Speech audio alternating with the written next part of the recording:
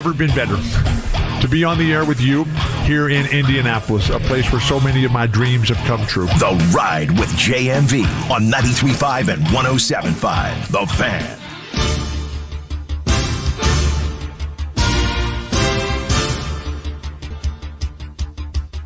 Dallas Flowers back deep to receive, and the Colts block a punt. It's hanging in the air. The Colts pick it up. Down the far sideline, the 10, the 5, a touchdown for the Colts. How about it? Indianapolis scores on a block punt with Joe Doman.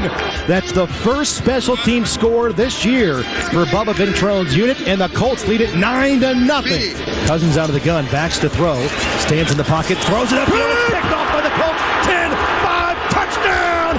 Defensive score! Julian Blackman picks it off and carries it into the end zone. Touchdown! I-N-D-Y!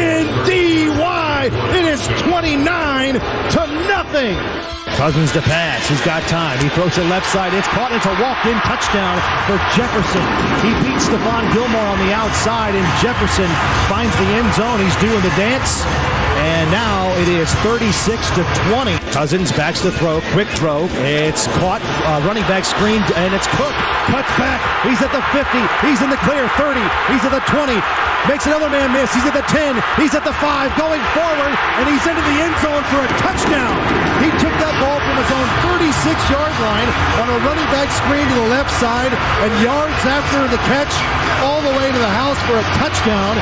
It is 36-34. So a 40-yard field goal here for Greg Joseph to win the game. Placement is on its way. Plenty of distance, and it is good, and the Vikings win. All right, welcome in. Now, let me tell you this, first things first. My voice does sound like I'm sick. I am not sick whatsoever. I do sound like Pharrell on the bench. I don't know why. I think I had laryngitis yesterday. I lost it, but my voice is, I think, reminiscent of the second half we saw coming up on Saturday. Again, we are live in Franklin today. We're at the Buffalo Wild Wings location. Thank you so much for joining us. I feel fantastic, except for my voice. I have no idea why. Zero idea why. Just like if you're going to ask me why in the world you would go through all that and then be the butt of jokes in the second half as the Colts were, I might have an answer for you. And that answer is that's who they are right now. That second half is who they are right now. That fourth quarter against the Cowboys, that's who they are right now. That's unfortunate, but the butt of jokes is exactly who they are right now. They're representative of that type of second half. There is no way in the world that should happen. Hence, the only way it's happened, since we were all, not all of us, at least you and me, if you're in my neighborhood ballpark of age, we were in our early 20s. And it is embarrassing. It is awful. It shouldn't happen. Now, there's also a bit of a bright side. Most of you out there did not want this team winning anyway. You want the best opportunity, which they did move up, and they're going to be able to move up later on tonight. If you're hoping that, I think, what are you rooting for tonight? The Rams, I think. The Rams and the Packers on Monday Night Football. That's what you're hoping for. But most of you wanted this team to lose on Saturday anyway. The thing that you did not want is this team to lose in the fashion in which this team did. That is a product of where this organization is right now. That's a product of what has been. People want to talk about the most embarrassing season in the history of Jim Irsay running things. I've been around here since 1984. I can tell you as good as anybody exactly what's been good, what's been bad, what's been horrific. I've lived it all. And there were zero expectations back when you had a one-win season, back when you had a 3-win season, back when it was Lord help our Colts or no trim until the Colts win, all that stuff I lived through. Most of us, if you're around here and you're old enough, you lived through it. But it was never this embarrassing. The reason being, back then, there was not that level of expectations that you had this year. And I know by the time that game rolled around on Saturday that you no longer had those expectations, but that doesn't matter. This is their product right now, and this product has been created by the owner. And as much as I've always liked Jim Irsay, this starts with him. It starts with him. Now, we're also going to get at others that are a part of it, and we'll do that coming up in just a minute. But it starts with him. That's where you go. You go for that beginning, and that's where you go, where this team, this organization, and where you view it right now, that's exactly where it is. The most embarrassing season in the history of this Indianapolis franchise. I don't give a crap what happened in Baltimore. Some of those clowns still do. I don't. I guess sometimes the Colts will still recognize what went on previous to 1984, but I don't care. All I care about what's happened here since the team got here. Whereas when they had bad season back in the 80s, it was kind of a laugh. It was a joke. It was a punchline. You guys weren't all invested even back then. There were no pregame tailgates. There was no tailgating going on. You kind of rolled up 5 minutes before the kick and then rolled out 5 minutes prior to the end of the game. There was no pride. You didn't know. You didn't know what you were getting into. You were just happy you had a football team. You were happy you had an NFL team.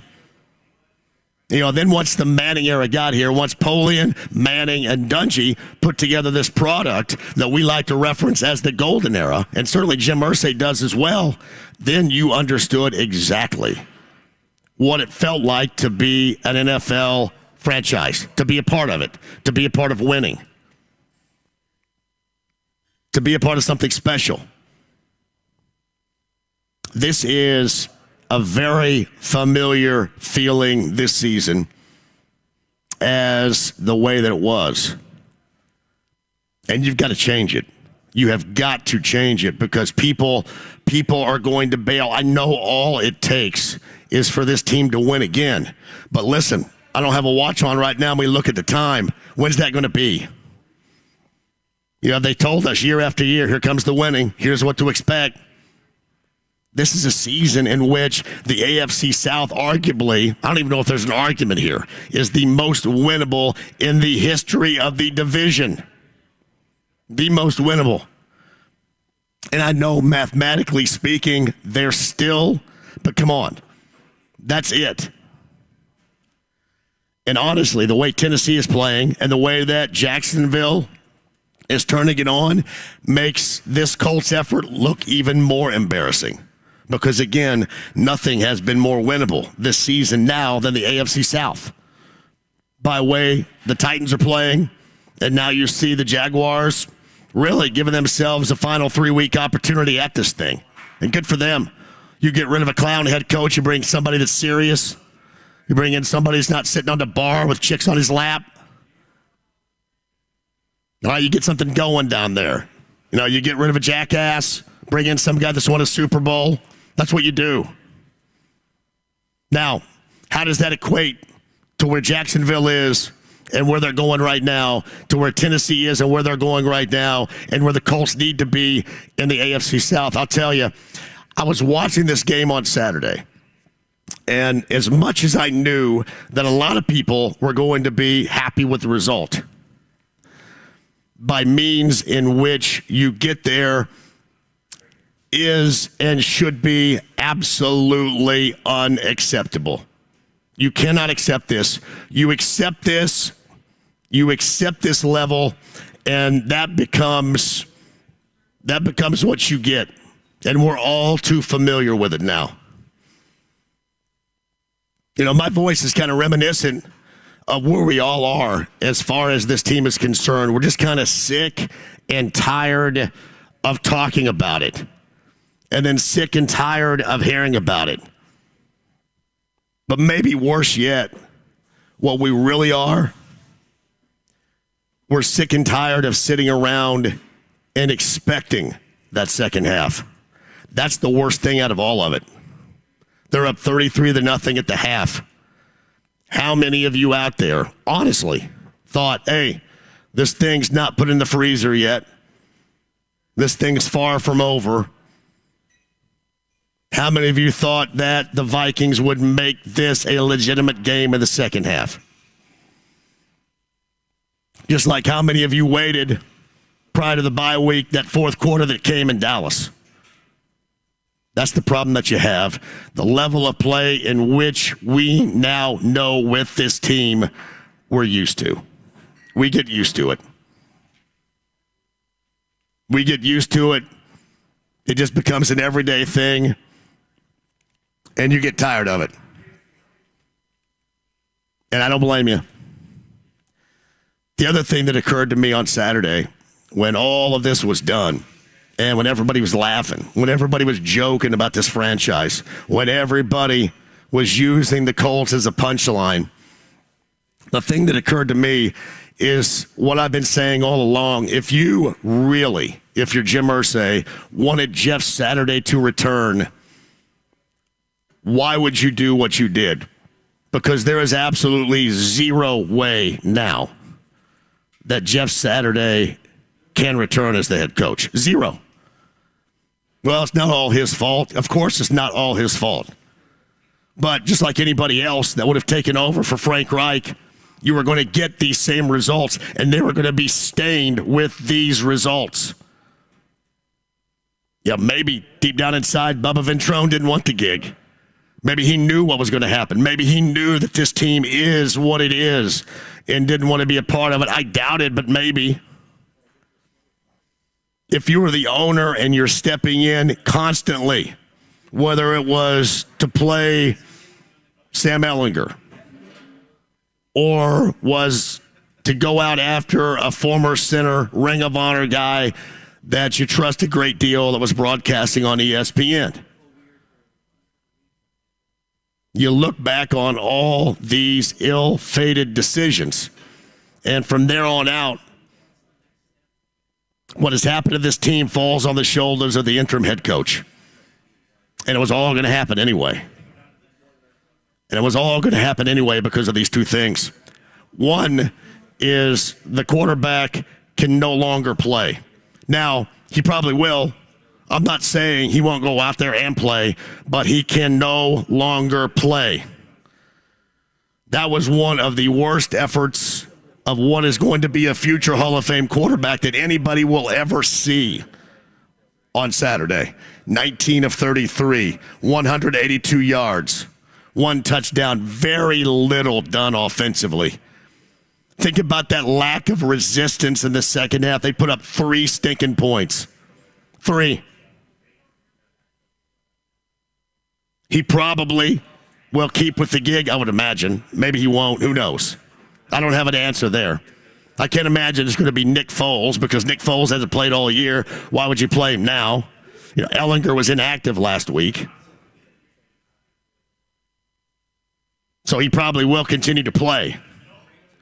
Jeff Saturday wants to win games. When you get to that point in the game and you're playing that well, you need to win that game. I know that it was going to be detrimental to the drafting order of this team.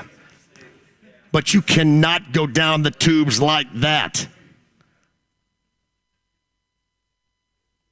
The second part of this is, and in all likelihood, he's going to be back. I have no idea, and I mean no idea in the world, how you bring Chris Ballard back for a 7th year. I don't know how in the world you bring Chris Ballard back with his philosophy, with his blueprint, with his path to success that has absolutely blown up in everybody's face. You can say what you want about the quarterback situation. Go all the way back to Luck. We're done talking about that. You can go all the way back there if you want. But these have been bad decisions. This team has been faultily put together. This does not work. This offense is awful. And it starts at the quarterback. But this offense, even beyond that, is awful. How in the world can you bring him back for a 7th year? Is there nobody else out there you feel that's qualified? How much trust would you have in bringing him back, and why would that trust be there? Why would you put any trust whatsoever in that? That's what's amazing to me. And I saw the latest from The Athletic and Zach Kiefer and what he was talking about, regarding Jim Irsay and comments. I'm sure, as Jim has proven this year especially, that his mind can be changed. But of all the things that I believe are going to go away, to me, the general manager going into next year is the least of them. But the general manager going into next year has been the most significant issue. I don't know how you sell that to fans. I have no idea how you sell that to fans. I wish I did for you, but I don't. But this all starts at his doorstep. It just hasn't worked, and it's not going to work. And I'm not even going to use against him the comments he made when he first got here is you can't be about one guy, alluding back then to a quarterback, an elite-level quarterback that you already had. I'm not even going to go back to that, which is silly beyond belief, knowing this world of the NFL and knowing that that is going to be what you're in charge of when you're brought back for a 7th year. You're going to be in charge of making that selection of the next quarterback. I guess on the bright side of all this, they lost on Saturday, which did certainly put the focus in a positive light of their draft order, where they're moving up. And when you look at this team, anybody believe that they're going to win another game? They're going to win at home on Monday night against the Chargers. They get a chance on the road against the Giants. Did you guys watch the Texans yesterday? The Texans played with some fire. Actually, the last 2 weeks when you think about it. On the road in Dallas and then at home against the Chiefs yesterday. We thought that was going to be a walkover at the end of the year, and not so much now. So they very well could lose out and be a front runner, at least close to a front runner for one of the three. Bryce Young, probably not. But certainly one of the three, whether it's, C.J. Stroud or Will Levis, whomever. If that's who they like, you're probably going to get up to at least have a shot, you would think, at two of those three. People have asked me this, was that just the Colts being the Colts, or was that a tank job? You can't tank a tank job like that. They are not tanking. They played well in the first half. Offense really didn't, but they as a team played well in the first half. They still want to win games. They still expect to win games. The problem that you have is even worse. That is the type of team that they are. I don't know if they gave up in the second half. I couldn't tell if they gave up. I can't gauge that. Others suggest they can by the eyeball test. I'm just not one of them. I just saw them making a myriad of mistakes. A lot of people point the finger at Jeff Saturday. The 5 consecutive runs. What was that before? I believe before the half. Is that when it was? The 5 consecutive runs, or forget, people had brought that to my attention. And the easy answer for me regarding that is this. You have zero trust in your quarterback. None. You can't mix in the throw there. You don't want to mix in the throw there. I actually had a video of a third quarter throw of Matt Ryan that was an absolute wounded duck. Went up, and it fell like 5 yards short of Michael Pittman Jr. And by the way, the quarterback can't get it done. The rest of the offense can't. Michael Pittman Jr. still has a ball security issue. This offense in general still has a ball security issue. They do call some inexplicable plays, but inexplicably, they have a guy that's never called plays before. And Parks Frazier calling those inexplicably called plays. So, kind of makes sense.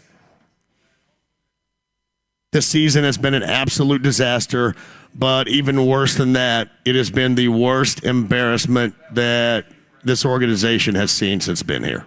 It just has. People were asking me, all right, what would be close to worse? I go back to 2001. We bring this up all the time, the whole Jay Moore, Bill Polian thing when I was on the other station. But Edgerrin James had a season-ending injury. That thing went down the toilet and went down the toilet pretty quick. But at least you can look at that as an injury situation that was not near the level of embarrassment that this was. Here's what you have to hope for, Colts fans, and I'm not suggesting at all there's an opportunity for this. In fact, I would absolutely tell you that there is zero opportunity. But I guess since you're hoping, and you're hoping for a lot of things, if you're hoping for this, you're hoping that Jim Harbaugh and Michigan run the table in the national championship, and maybe Jim Harbaugh thinks that he needs to take care of business in the NFL. Listen, that's a pipe dream, right? That's grasping at straws.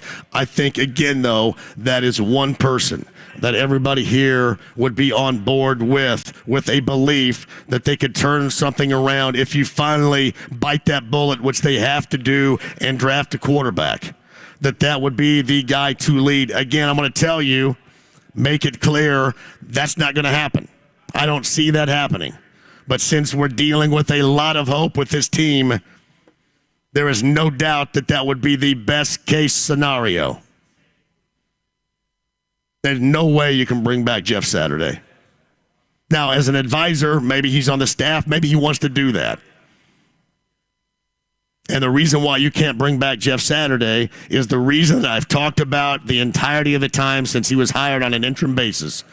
If you wanted really for him to be the guy in the future, and like Mike Chappell and I disagreed on this last Thursday. He said, well, that'd be an even harder sell in the offseason. I say BS.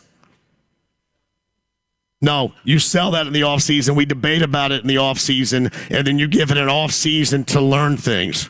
You give him more than 48-plus hours to get his feet underneath him if you think he really is the guy, and you don't want, in your opinion, for him to be unfairly judged. Because right now, he looks exactly like Frank Reich did. And Frank Reich would have looked the same. Anybody on that staff would have looked the same. That is where we are. But simply put, this has been the most embarrassing season in Colts history right here. And somebody, I don't know who it's going to be, because the owner has been the largest problem in it. Somebody I like a great deal, but that's just the way that it is. Somebody's got to step in, take over the reins on this thing, and then the owner has to slide back, do music, be philanthropic.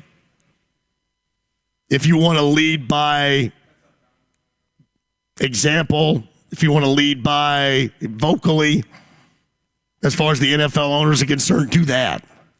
But when you get your football people in place, let them do the football things. And then really do question if your football person after 6 years is having this type of season, question whether or not he still should remain your football guy. Or maybe better yet, why should he remain your football guy? And then put the pieces in place that you like, and then move out of the way. Let the football players do it. Let the football people do it. And there is no doubt the way this division is going at the end of this year, just how ridiculously, awfully wide open it is even more of an embarrassment, even more of an indictment of where this team is right now. It is a problem for everybody. And it is a problem without, you ask about the whole bright light, ray of hope, any of that bull crap, right? Where is it? Where is it with this team? For periods of time, it was the defense. The defense couldn't stop a nosebleed in that second half on Saturday. So where is it? Offense, no. Offensive line, no. Running game, no. But we'll get to Jonathan Taylor a little bit later on. They say likely will be done for the season. Absolutely should be done for the season. Then you have to evaluate what he has gone through and what his value is going to be moving forward. Got a lot of other teams around that really don't value the running back position like the Colts do. And that's something I would want to know. If you do seriously plan on keeping Chris Ballard around, is anything going to change, or are you just going to continue on this treadmill of well below mediocrity? Is your vision, your blueprint going to miss by that much? No, a lot of time. We got a lot of stuff to talk to. Stephen Holder's going to join us coming up from ESPN.com. He's in the 5 o'clock hour. Jake Query, the morning show, is going to join us coming up in the 4 o'clock hour. Buffalo Wild Wings, we are in Franklin today off of US 31. Great food. I've got ice cold Bud Light for you. I feel fantastic. I had laryngitis yesterday, and I'm trying to work back from that. So I apologize, sounding like I'm a cross between Lou Brown and Marge Schott. I did not smoke a carton of cigarettes out in the car before I rolled in here. I promise you that. But I had laryngitis yesterday, and it's kind of working. Oddly enough, it's working its way back right now. It doesn't hurt. It does not pain me to do this. It just kind of sounds like this, which sucks. But I know that there's certainly a lot of people out there that are ill and right now, and I'm with you. I'm just not one of them. Yeah, I don't know where this whole Lou Brown, Marge Schott thing came from, but that's exactly where I am right now. All right, we can hit that if you like. We can talk about IU. If the Colts weren't enough on Saturday, then there's IU basketball. I would say this regarding IU basketball, everybody gets way too ahead of themselves. You think about the way this team started, and you have people suggesting that they're the best team in the country, and Trace Jackson Davis is the best player in the country, and this is their big turnaround. Everything's going to be great. The thing that I have talked about with this team is certainly they should have a level of depth, but there was no promises that the major issue they've had over the years, shooting, was going to be there. No promises whatsoever that defenses can't do what they're doing. And I do agree. You look at the coaching staff, and you just have to be better. They all have to be better. You can't go to Allen Fieldhouse, tough place to play, don't get me wrong, and look that in shambles. I mean, you talk about getting your manhood taken away. I'm sure Kansas, a much better basketball team, difficult environment, all that crap. But if you think about it, the only resistance they did show was early in the second half when they cut that lead down to 10. That was it. That was all the resistance. And there has to be more. People expect more. People thought they had more. And now after Arizona and Kansas, I think now more the realization is, yeah, there's still a lot of work to do with this. Now, we'll say, lucky for them, there's still a lot of time to do a lot of work, and other teams likely are going to fall victim to some of these similar circumstances. Let's face it, college basketball's fun. You just don't know what you're going to get. It's like the NFL as well. You don't know what you're going to get. Yesterday was wild as hell. You don't know what you're going to get. But what we're getting from this IU team against some of the better teams in the nation, don't expect them to turn the ball over 24 times. Don't expect them to get drilled against Kansas on the road. Expect them to be better. But don't think out of the gate in November that this is a national championship contender, because they haven't been that in a long time. And it's just not going to magically happen. And they still have shortcomings that have yet to be proven fixed. And they still have a coaching staff that's yet to prove anything. All right, so you go to Dayton and you beat Wyoming, and then you get depants by St. Mary's in Portland. There's still so much to prove there. It was not going to be this easy, and as you've seen over the past couple of weeks, it's certainly not going to be. So we can hit IU if you like. Pacers a loser. You know what's funny, going back to Friday, I thought the Pacers played their best game of the season up until the final 3 or so minutes of the fourth. And really, same way, late in the fourth quarter yesterday, losing to the Knicks. They did that on Friday night in Cleveland. We'll dive into that as well. Boilermakers remain unbeaten. They beat Davidson. We got a lot to get to, and I want to take a break. I want to come back and line up some calls. I want to hear what you have to say about the level of disappointment you have when the anger turns in to laughing and then saying, screw it, I'm going to watch something else. That's when you have a problem. If you're the Colts, they have a problem. Live at the Buffalo Wild Wings. We're in Franklin today. We're here with our friends Bud Light as well. Ice Cold Bud Light's going to be on hand. Great food. Monday Night Football. That's going to be worthy for Colts fans to watch as well. We got a lot to talk about today. Jake Query, Stephen Holder, and more. Thank you, Skylar Wood, for being the engineer, the step in today. Zach is here as well. Kyle is back in the studio. Happy holidays to you. We'll come back, load up to calls inside the lounge via YouTube Live. We've got the stream, the app, HD Radio, 93.5 and 107.5 The Fan. Back with you next. Football fans can turn a loss into a win with the king of sportsbooks. Just place a single first touchdown score prop bet on any Monday or Thursday pro football game.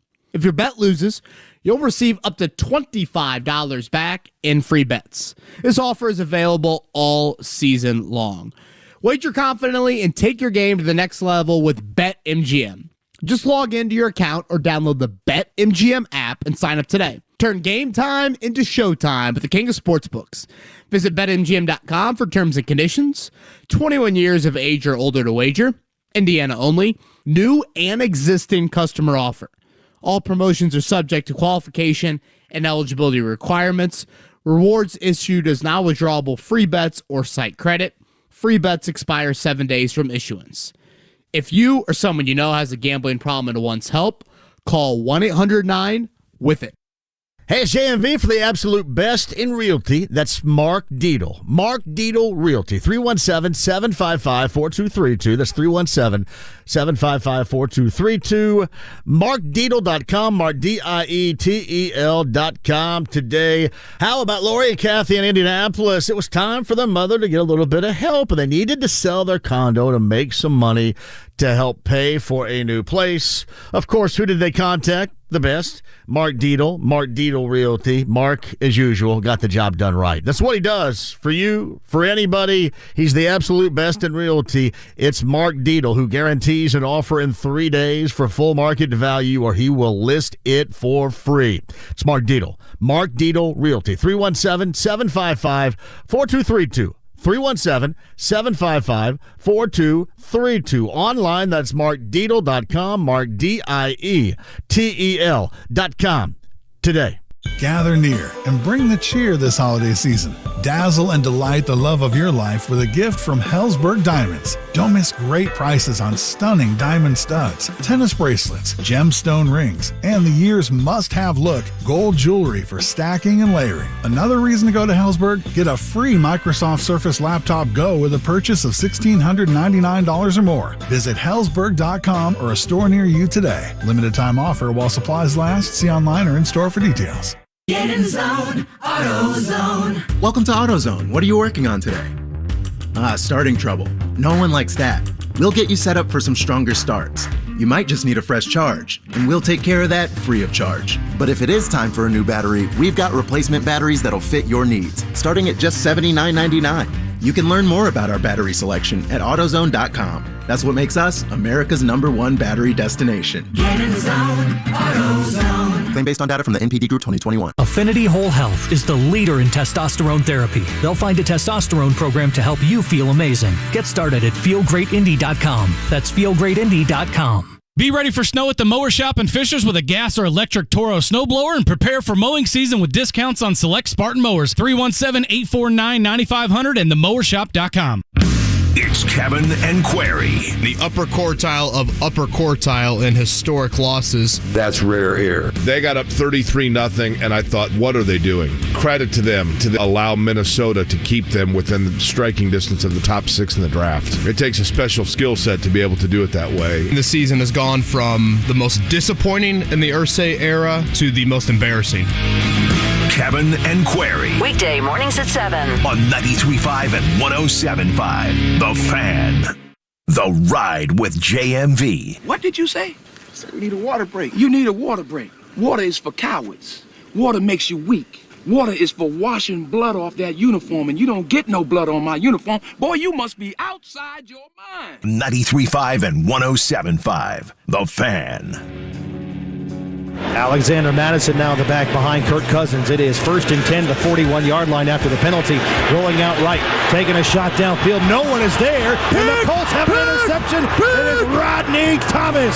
A horrible throw by Kirk Cousins on the throwback, and it's Rodney Thomas, the rookie out of Yale, getting his 2nd interception this season.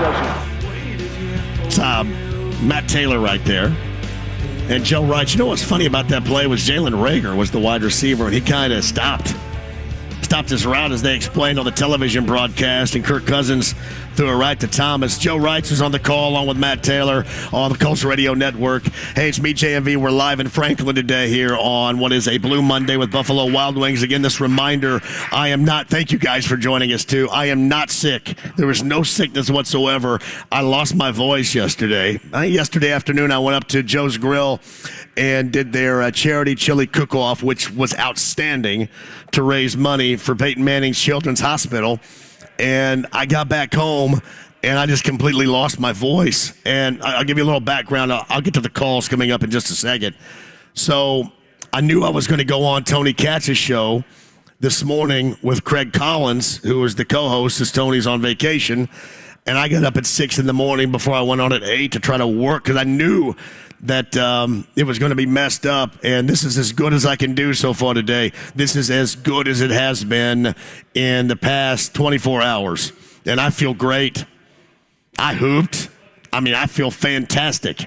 So I don't know what it is about the laryngitis, but hopefully you can hang with the Lou Brown, Marge Schott combination here. Or if you're a huge fan of the 1990s, a Pharrell on the bench, this is going to give you a little bit of a throwback right here, because that's exactly how I sound today. I would love to see you at the Franklin Buffalo Wild Wings. That's US 31 in Franklin. A great place, great food, ice-cold beverages for you. Join us. All right, 239-1070 is the number. Email address is jmv@1075thefan.com. Inside the lounge via YouTube Live. Love to see you guys in there as well. Thank you for joining us. And Jonathan is going to start the show out today. Hello, Jonathan. How are you? Hello. Good afternoon. I'm doing fairly well. I was wondering about Carlie Irsay with the headset and the clipboard. I don't know if you would know this, but maybe she's being groomed to be the next GM to replace Chris Ballard. Not the next GM, but she's going to be the one, to me, and this is my opinion, over the other two girls will probably be the center point of ownership of the franchise when Jim Irsay no longer is doing it. That's why she's doing that. Okay, so I didn't know. That makes sense. That's why she's doing that. Yeah, she's trying to learn more about what goes on, not just on the day-to-day, but what goes on in the in-game situation. She's trying to get us up close and get that tutoring as possible. That's why you see her doing that. Oh, I see. I didn't know if that was something that was going to happen next year. That would make a lot of us happy, including myself. But well, I don't think it's not going to happen. It's not going to happen as long as Jim's around. So to that level, it won't happen as long as Jim is around. Okay, so that didn't cheer me up in terms of her replacing Ballard. I thought that might have been a good idea, but no. Yeah, no. Yeah. Anything else, Jordan? Anything else? Bryce Young looks pretty good right now. I guess that's the only other thing I had on my mind. They're not going to get that far up there. They're not going to get that far to get him, but I think they're going to have at the end of the year. Jordan, at the end of the year, they're going to have, I think, more options than what we once thought. Because honestly, they may end up losing the rest of them now, the way this thing is going to look. So it wouldn't be surprising, even that Houston game. So I think a lot of the people that wanted to see them lose out may very well get their wish. Anything else? If we slip up and win, we could trade for Jordan Love, but I don't know if that'd be a great idea either. I just think it depends a lot. I think they're going to. I think that, unfortunately, Jordan, thanks for the call. I think Chris Ballard is going to be here. Again, wouldn't be my call. But I think he's going to be here, and I think their choice is going to be to draft a quarterback. And then when you think about Chris Ballard, if Chris Ballard drafts a quarterback, then he's going to have another year after next year. So get ready for that. Get ready for that. I'm not 100% anti-Ballard. What I am, though, is a realist. And after 6 years, to me, enough is enough. It's like, I like Jeff Saturday. But as far as being the next head coach, enough is enough. It's not going to happen. Matt Ryan, enough is enough. But of those three circumstances, the one I think that is going to prevail with their present position is going to be the general manager. I know. I need that emoji right here, the hands up, the arms up emoji. And thank you, Greg. I am not going through puberty. My voice does kind of sound like I'm going through puberty. I might have to do the Brady Bunch song when it's time to change for you in just a second. Again, I apologize for the voice, though. I have nothing to do with it. There's no sickness, no ill. I'm not putting people and their good health in jeopardy. I had laryngitis late yesterday, and this is as good as I can get it by 3 o'clock. And believe me, I was at home this morning working my ass off to try to get this back. And Allison from WIBC can tell you, because I was up working before they called me this morning saying, I'm trying to get this back. And this is as good as I could get it for you. Sorry about that. Daryl's up next. 239-1070. Hello, Daryl. How are you? Hey, good, brother. How you doing? First of all, happy belated birthday. Thank you, buddy. I apprate that. Very kind of you. And you got to lay off the Marlboros. It's just not doing your voice. I know, man. Well, you know, I can only cut down to a carton a day. Hey, Mr. Irsay, if he brings back this general manager, I mean, what's he going to do to change things? I mean, exactly. It took 6 years to bring a winner out there, and he hasn't done it. I mean, no, you're right. And Colts fans have to realize that whoever they bring in, they're not going to be able to change this thing overnight. You know, it's just not going to happen. So, it's terrible. I mean, Daryl, I had said this, that if this Ballard thing didn't work, you know, the building the way that he has built it, that it was going to set this franchise back a couple of years, and that's exactly what it has done. And we could put a lion's share of the blame on the quarterback play. There's no doubt about it. But his build, both sides of the football, what he wants to do compared to what other teams are doing and trying to do in this modern era of the NFL, what he has put together simply has not worked. I know that. You know that. That's what we see. I'm just, again, not sure that that's what the owner sees. It's terrible. I mean, I knew something was going to change. I put money on the money line on the Vikings plus 4,000 on Saturday. Yep. Well, you don't want to know why? Because you know this team. And that's the sad part about it. That's what people, and Daryl, thank you for the call, man. Call again. That's what people expect out of this team now. That was you. That was you. That was you. That was you. As Colts fans watching that game or listening to that game on Saturday, you waited for this. Why? Because that's what you expect from this. They lost the game. That's great for their draft status. They lost that game is detrimental to their reputation. Because that is becoming their reputation. A punchline, and a punchline that's going to hang over their head for a number of years until somebody else screws around and gags up a lead of that capacity. I'm assuming that won't happen every day. But you just sit around and you wait on it. And it happened. Rob, before the break at 239-1070. Hello, Rob. JMV, how you doing, buddy? I'm great, Rob. Go ahead.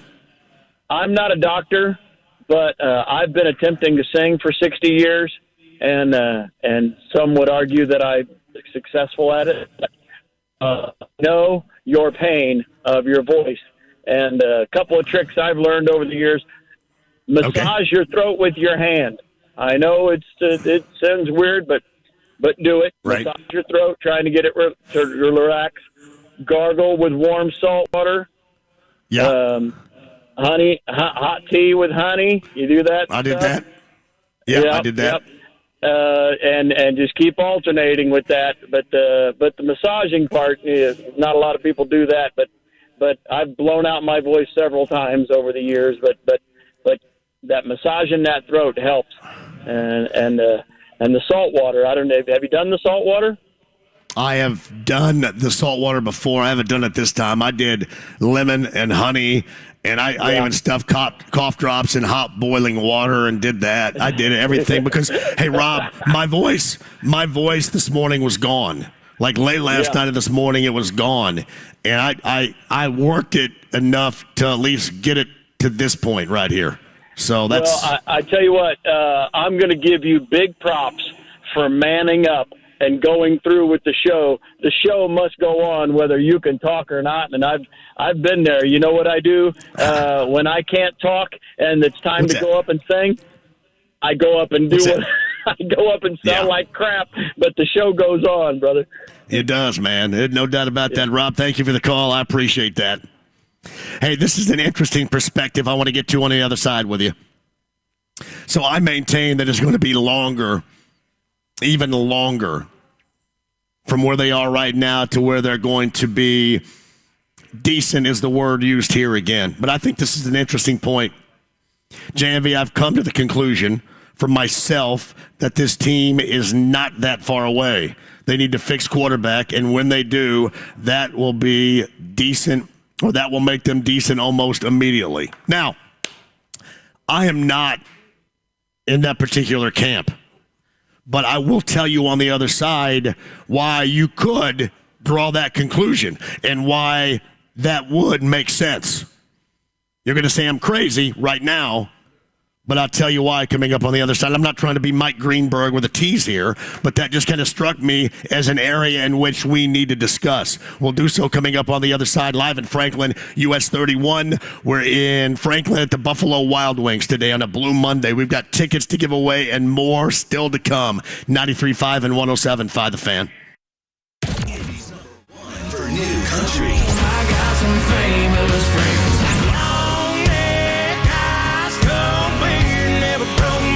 Nobody plays more new country. 97.1 Hank FM. Well, it's a great honor. It's obviously not the reason I volunteer, but it's nice.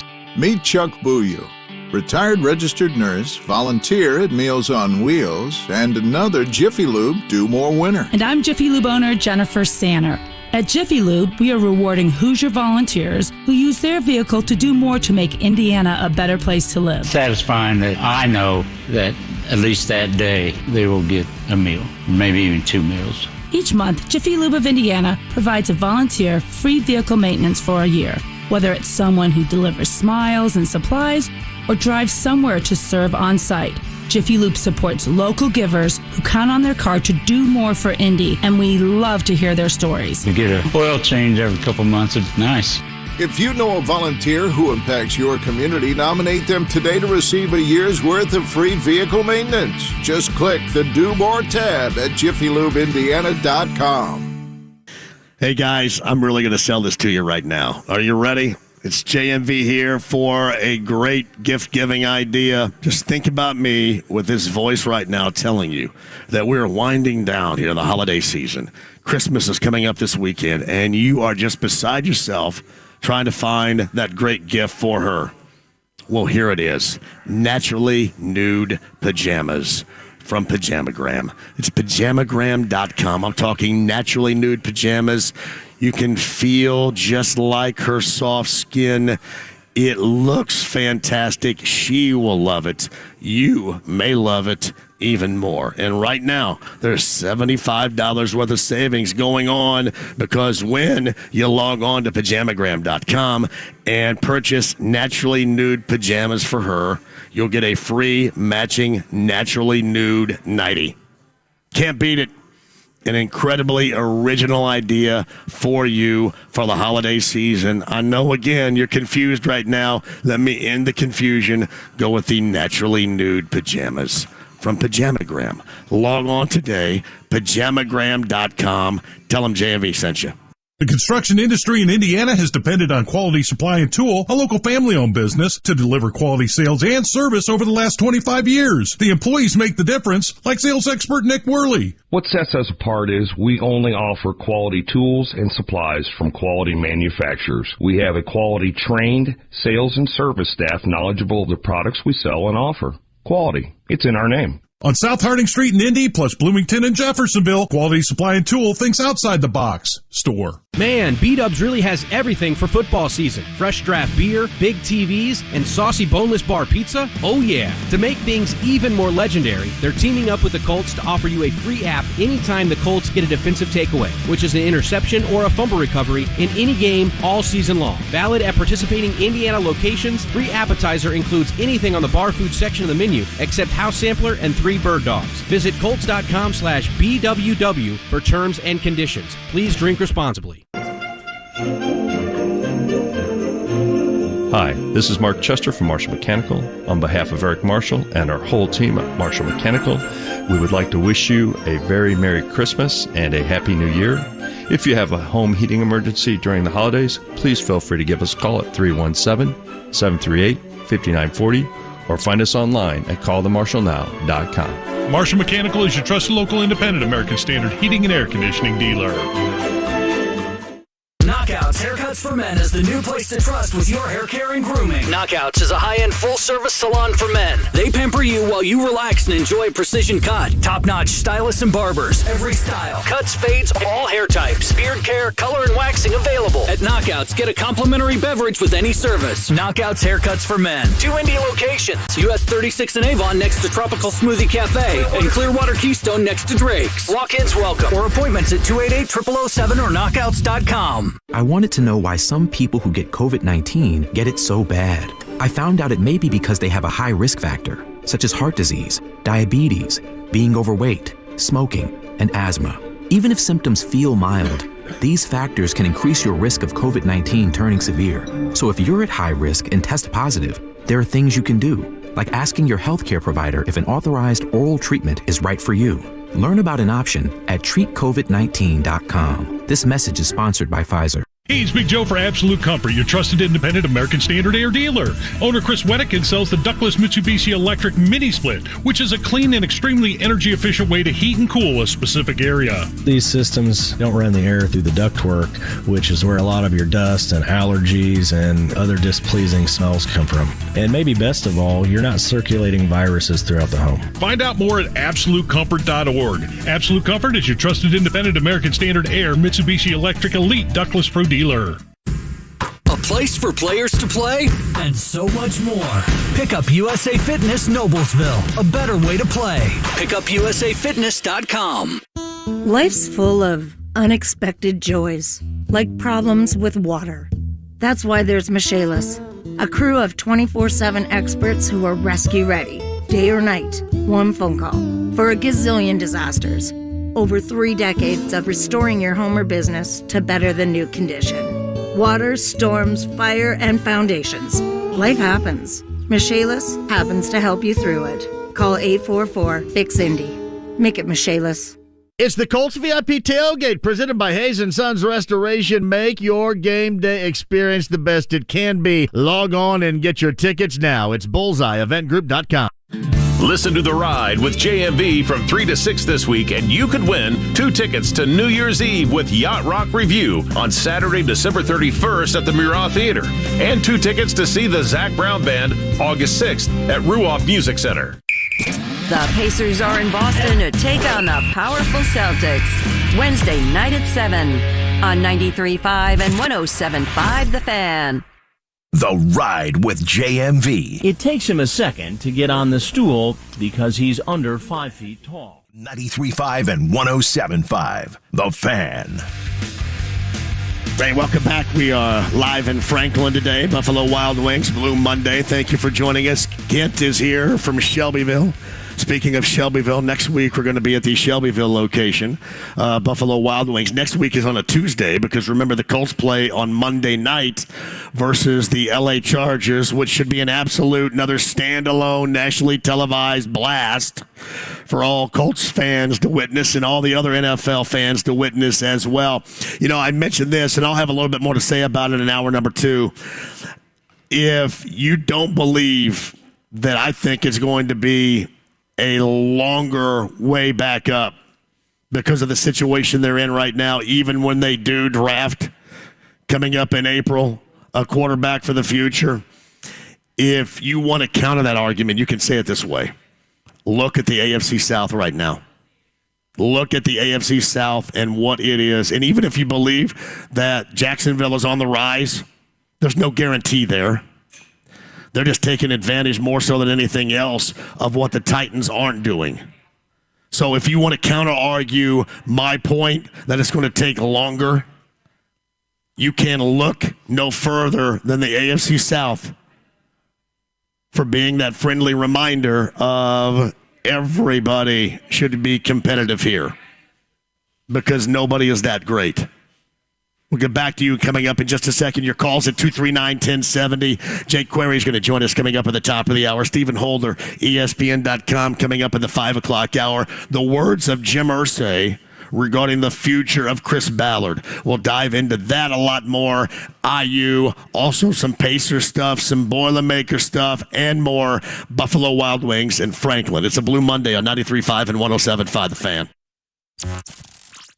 The reality is, though, that winning that game would have done them nothing. To have the resiliency, the guts, the fortitude, the leadership of men. I know I can lead men. To reach down deep inside and still allow Minnesota to keep them within striking distance of the top 6 in the draft. If you're talking about it. It takes a special skill set to be able to do it that way. We're talking about it. They can actually move up another spot tonight. Your home for Indy Sports. 93.5 and 107.5 The Fan. Join Mark Patrick Seminars and stop smoking now without cravings, irritability, weight gain, or your money back. Totally changed my life. It's amazing. I don't have any cravings. You want to quit, but have found it impossible? This is the thing for you. I have absolutely no craving. It's the darndest thing I have ever seen in my life. It's not for entertainment. It's for results. Do it. It works. Period. You've tried everything else. You need to come and try this. Only $49.99 guaranteed. No irritability, no cravings, because don't just cut down, but stop smoking once and for all. In addition, use hypnosis to lose all the weight and destroy unwanted cravings. Seminars are Thursday, January 19th at the Holiday Inn Express and Suites in Noblesville. Weight loss seminar 5:30 p.m. Stop smoking seminar 8 p.m. Or Saturday, January 21st at the Holiday Inn Indianapolis Airport. Weight loss seminar 11 a.m. Stop smoking seminar 2 p.m. Sign up at markpatrickseminars.com. That's markpatrickseminars.com. Hey, fellas, if you want the level of testosterone to bring you the dulcet tones as I have right now, I not only have a great example for you for that, but for all of your men's health numbers. That is the Low T Center, exclusively specializing in men's wellness. I mean all of your levels, not just your level of testosterone. So make your health a priority and schedule your annual health assessment at the Low T Center today. Now, it's covered by most health insurance, or it's less than $100 cash pay, and all you have to do is go and log on to thelowtcenter.com. Book your appointment today. All of your wellness numbers, fellas, not just your testosterone, but they take care of that better than anybody else as well. That's the lowtcenter.com. Low T Center, reinventing men's healthcare. AAA has bailed me out multiple times, including this one time I was at work, battery died, couldn't go anywhere. AAA was here within 45 minutes. They pulled my old battery out, put a new one in, and I was on my way. And if you're still not done with your holiday shopping, if you're a AAA member like me, I've got you covered, okay? Give the gift of peace of mind this holiday season, a AAA membership. It's the gift that keeps giving well past the holidays. Flat tires, dead batteries, lock your keys in your car, 24/7 roadside assistance from AAA for an entire year. I'm a AAA member. You should be too. Check another thing off of your list by giving someone you care about a AAA membership. Get yours today at your local AAA office by calling 844-GO-AAA-GO or visiting AAA.com. And don't forget to ask about complimentary travel planning and great insurance rates, auto, home, life, and more, because you don't have to be stuck on the side of the road to get assistance from AAA. Hey, John here. Have you seen the temperatures coming up this weekend? Yes, single-digit highs, below zero lows. Make sure that your home heating unit's doing its job and call on the best. That's John and Chris Love at Love Heating and Air to give it the once-over before it's too late. 317-353-2141. 317-353-2141. Right now, they're going to waive that $95 travel and diagnostic fee to make sure you are good to go for these cold temps. They're coming, but go with the best. That's John and Chris Love at Love Heating and Air. 317-353-2141 online. Love-HVAC.com today. Gather near and bring the cheer this holiday season. Dazzle and delight the love of your life with a gift from Helzberg Diamonds. Don't miss great prices on stunning diamond studs, tennis bracelets, gemstone rings, and the year's must-have look, gold jewelry for stacking and layering. Another reason to go to Helzberg? Get a free Microsoft Surface Laptop Go with a purchase of $1,699 or more. Visit Helzberg.com or a store near you today. Limited time offer while supplies last. See online or in-store for details. Open enrollment for health insurance is underway and ends January 15th. Eskenazi Health understands this can be a confusing process. That's why Eskenazi Health is here for you, to assist you in understanding your health insurance options and also help with questions surrounding Medicaid eligibility under the COVID-19 public health emergency, which may end soon. Simply go to eskenazihealth.edu or call 1-855-202-1053 to request your telehealth appointment or to get more information. Nobody cares for you like family. Family Heating and Air. Hey, this is Malia. We often get asked when is the best time to buy, and the answer is today, not tomorrow. With rising utility costs, rising product costs, and missed opportunity costs, which you could be saving with a high-efficiency system. Give us a call today to schedule your free in-depth estimate, 317-577-8077. Family Heating and Air is your trusted local independent American Standard heating and air conditioning dealer. 'Tis the season to find your perfect car or truck at Hubler. Get your vehicle your way. We'll help you pre-order a vehicle built just for you. Visit drivehubler.com. 93.5 and 107.5, The Fan. WIBC HD2 W298BB, WIBC HD3 W228CX, Indianapolis. The Pacers are in Boston to take on the powerful Celtics. Wednesday night at 7 on 93.5 and 107.5 The Fan. The Ride with JMV. I want savages on the field. I want to lead the league in broken ribs. I want to put people in the hospital legally. No hitting in the head. I want them to cry and be scared to play us. 93.5 and 107.5, The Fan. Dallas Flowers back deep to receive, and the Colts block a punt. It's hanging in the air. The Colts pick it up. Down the far sideline, the 10, the 5, a touchdown for the Colts. How about it? Indianapolis scores on a block punt with Joe Doman. That's the first special team score this year for Bubba Ventrone's unit, and the Colts lead it 9-0. Matt Taylor right there, the voice of the Colts. That's when things were going well. That's when you were feeling good. Now, there was the other side of the coin where if you want to see this team lose out because you want to better that draft position, then you didn't like it. And you probably did like the result. The problem with the result this past Saturday was there came with a monumental load of embarrassment. I understand losing and I hate this too. I'm so sick and tired of talking about blowing things up. If I have to hear run this back or don't run this back one more time, I want to puke. I'm sick of it. Absolutely sick of it. But in terms of trying to find your long-term future quarterback and not some old-ass Band-Aid, losing is the best choice here. Wasn't even a choice on Saturday. That's just what this team is. That second half is this team. That first half can also be that team. They're a mess. Schizophrenia. As far as playing on the field, they're an absolute mess. The largest comeback in the history of the NFL. And what did they do? Kirk Cousins and the Vikings against the Colts, a team that fired Frank Reich early in the season, who, with the Buffalo Bills, held that honor. I mean, you can't make this stuff up. You cannot make it up.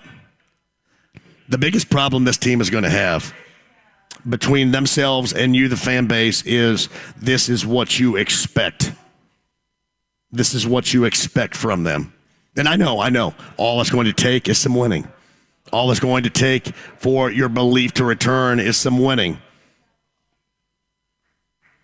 Now, I may differ from you. You may think that things can come back in a big hurry if they get that quarterback. That's okay. I'm not quite in that believable category. I just don't know why in the world you bring back the general manager after 6 years. I don't know how you justify that. Justify that in the eyes of anybody. To me, there's no way that Jeff Saturday moves forward as a head coach of any kind next year. And as far as the quarterback is concerned, I mean, come on. The thing that stood out on Saturday is that the offense is still dreadful. Still dreadful. And so is their quarterback. So that's the one thing, honestly, that you think that they're going to address, they're going to be able to address because of losing like that, but not in embarrassing the reputation type of fashion in which they did on Saturday. Live at Buffalo Wild Wings, we're in Franklin. I'm looking for you. I've got tickets to give away. I've got an autographed helmet to give away. We've got ice cold Bud Light for you as well. Great food. Monday nighter with the Rams and the Packers matchup is going to be interesting for draft status for Colts fans. See, I even hate doing that. I do. I'm worn out. At some point, I want to see a team win. So thank you, Purdue, for winning because you're the only team that's doing it. And I'm not mad at the Pacers for losing. What the Pacers are doing right now, or at least what they have done most recently, is just be who they are. Tougher schedule, tougher teams. They were not as good as when they started, or let me check that, not as good as they were prior to leaving on that 7-game Western road swing. I think we can all understand that. But, regarding expectations, it's the talk about the Colts and what they're supposed to be and what they're not. It's like IU basketball, what they're supposed to be and what they're not. God, at some point, you got to back that up. These two teams seemingly haven't. So much talk about their greatness. So much reality never lived up to with both. And with that and more, we'll bring on board co-host of the morning show, Kevin and Query, weekday mornings here on The Fan, 7 until 10 a.m. It is Jake Query with us. So how close am I to sounding like I'm somewhere in the middle of this Bermuda Triangle of Marge Schott, Lou Brown, and Scott Farrell on the bench? Where am I? Who am I closest to? At the beginning, when I first heard you, I would have said, and I can't pinpoint which one, but one of the Muppets. I don't know which one. Great. But I like my choices better than that. Thanks. But as you got warmed up, I would say Farrell on the bench. It's pretty darn close. But you're, hey man, you're plugging through. I like it. You're a gamer. It's Farrell. Farrell on the bench. Scott Farrell, who was big time in sports talk radio in the 90s. I still think he still has a show. But he actually started his radio career in Bloomington at B97 working with Joe Smith. Yeah. So I remember him going all in on Ed Lynch, who was a relief pitcher for the Cubs at the time. And I remember listening to him in the afternoon when I got off of school, do a sports update, just ripping the pants off of Ed Lynch. And I thought that's a little bit different than Joe Smith right there. And as it turned out, it was.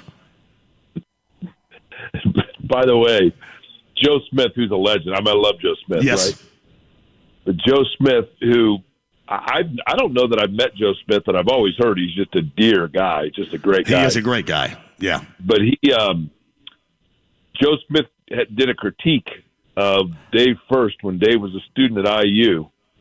And in his critique of Dave's work, he said, "You say too much," which if you listen to Joe Smith's Big Ten Scoreboard Update, it's the greatest critique of all time. Check your scores from around the Big Ten. It's Michigan State, which is kind of, I mean, that's just his style, right? But yeah, Matt Taylor's got a great impression of him, too. But now, Joe's legendary. We used to call him a friend of mine, John McGew, spent a lot of time working as Johnny, downtown. Yeah, Downtown Johnny on WTTS back in the day, and then was a sales guy for Artistic Media Partners with me when I was in Bloomington, and I think also went back to TTS after that. But John McGew, we used to reference him as Jim Rockford. That was his nickname from the Rockford Files, James Garner. Beautiful. Yeah, Johnny McGeew's a good guy, man. Man, none better. I think what you just said, by the way, about the Colts is dead on. I mean, John, that game, that game on Saturday, the reality is it's obviously embarrassing to lose in that fashion. It's embarrassing to squander the biggest lead in the history of the NFL. This is, they continue to get humiliated coming out of intermissions.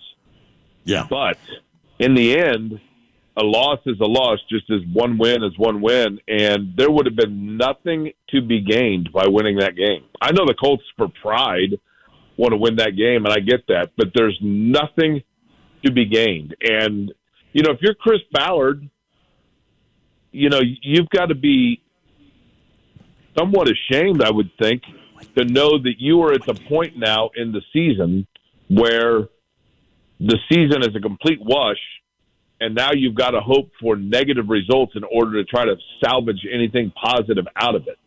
Because this is just not, if you look at the other teams that are drafting around what's interesting? If you look at the other teams that are drafting, that the Colts are scoreboard watching to see where they're going to slot in terms of the draft. It's a combination of teams that either A, didn't have a lot going into the season, so you kind of knew this is where they were going to be, or B, teams that were savvy in their trades, a la Detroit, and put themselves in position to draft really good players because they were savvy in terms of trades they made. Whereas the Colts, have traded out a lot, and they've got to. And Chris Ballard has been good on drafts. I mean, more than he has not, admittedly. But they've got to hit because they covet so much turning high picks into multiple later round picks. Obviously, they're not going to do that this year. But,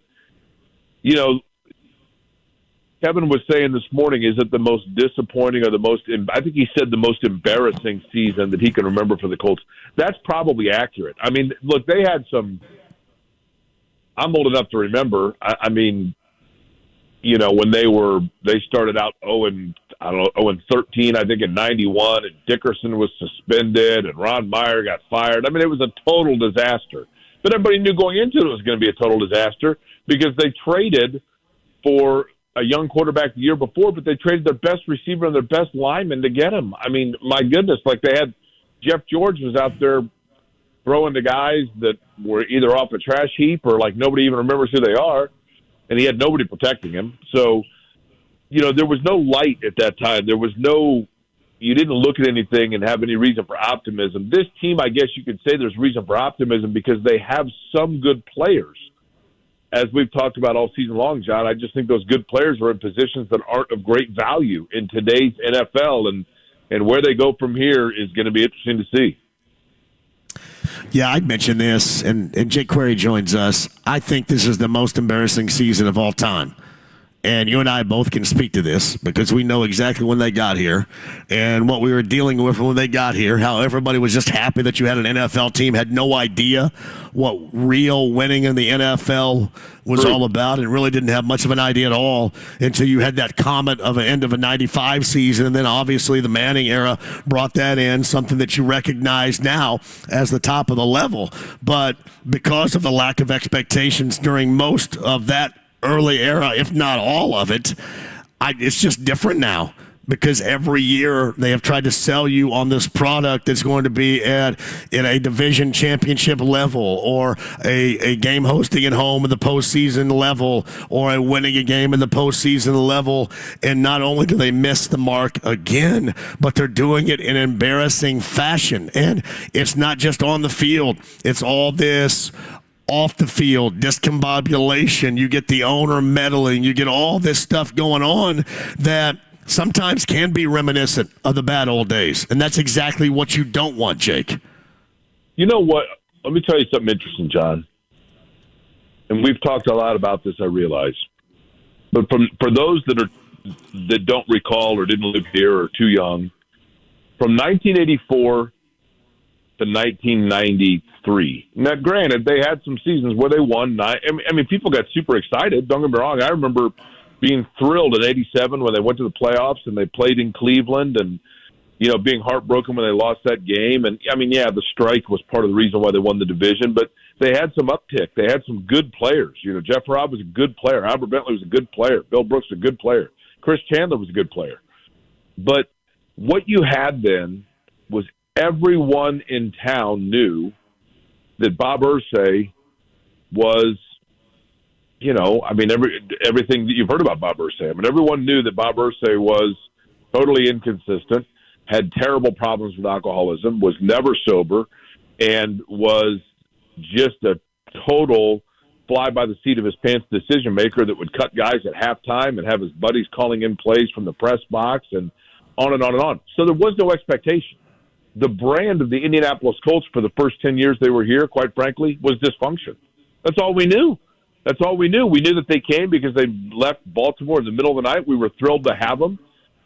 But what we knew was that the organization itself, because Bob Irsay, when he was out in public, was dysfunction. And everyone knew it.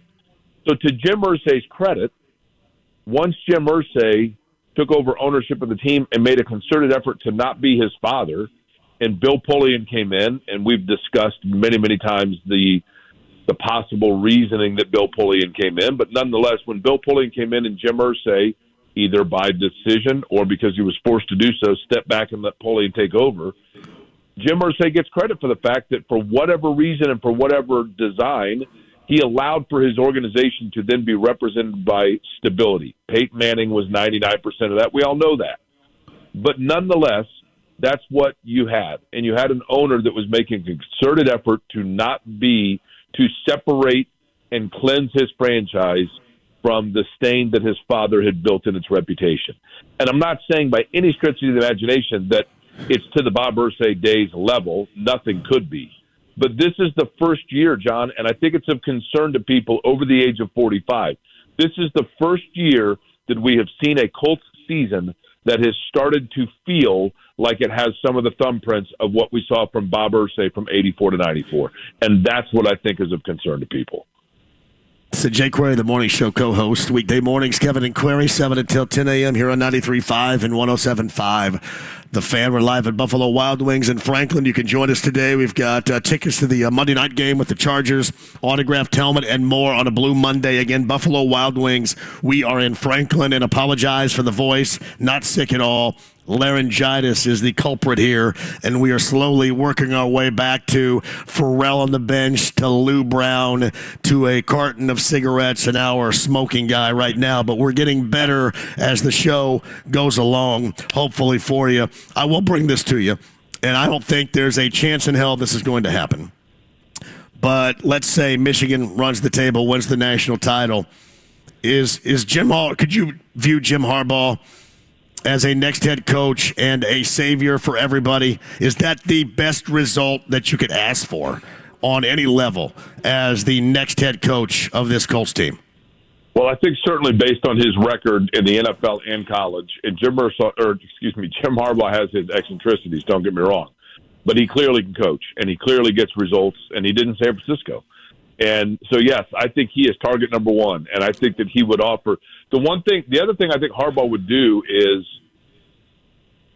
you know, I think that what we have seen, if you look really since the Manning-Polian era, okay, when you transitioned into Gregson Pagano And then obviously you go from that to Ballard, Reich, Pagano, Ballard, Reich.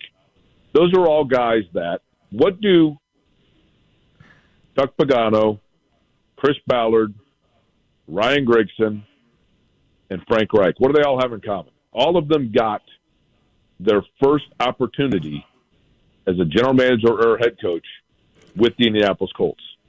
And so as a result of that, they had to kind of fall in line with what the owner who was giving them that opportunity was, quote-unquote, suggesting that they do. Jim Harbaugh is a guy whose track record, whose pedigree, and whose previous relationship with the Indianapolis Colts as a player would dictate that he wouldn't have to fall in line with that. He's one guy I think that would be able to say to Jim Harbaugh, or to Jim Irsay, I don't think we want to go that way. Here's what I want to do.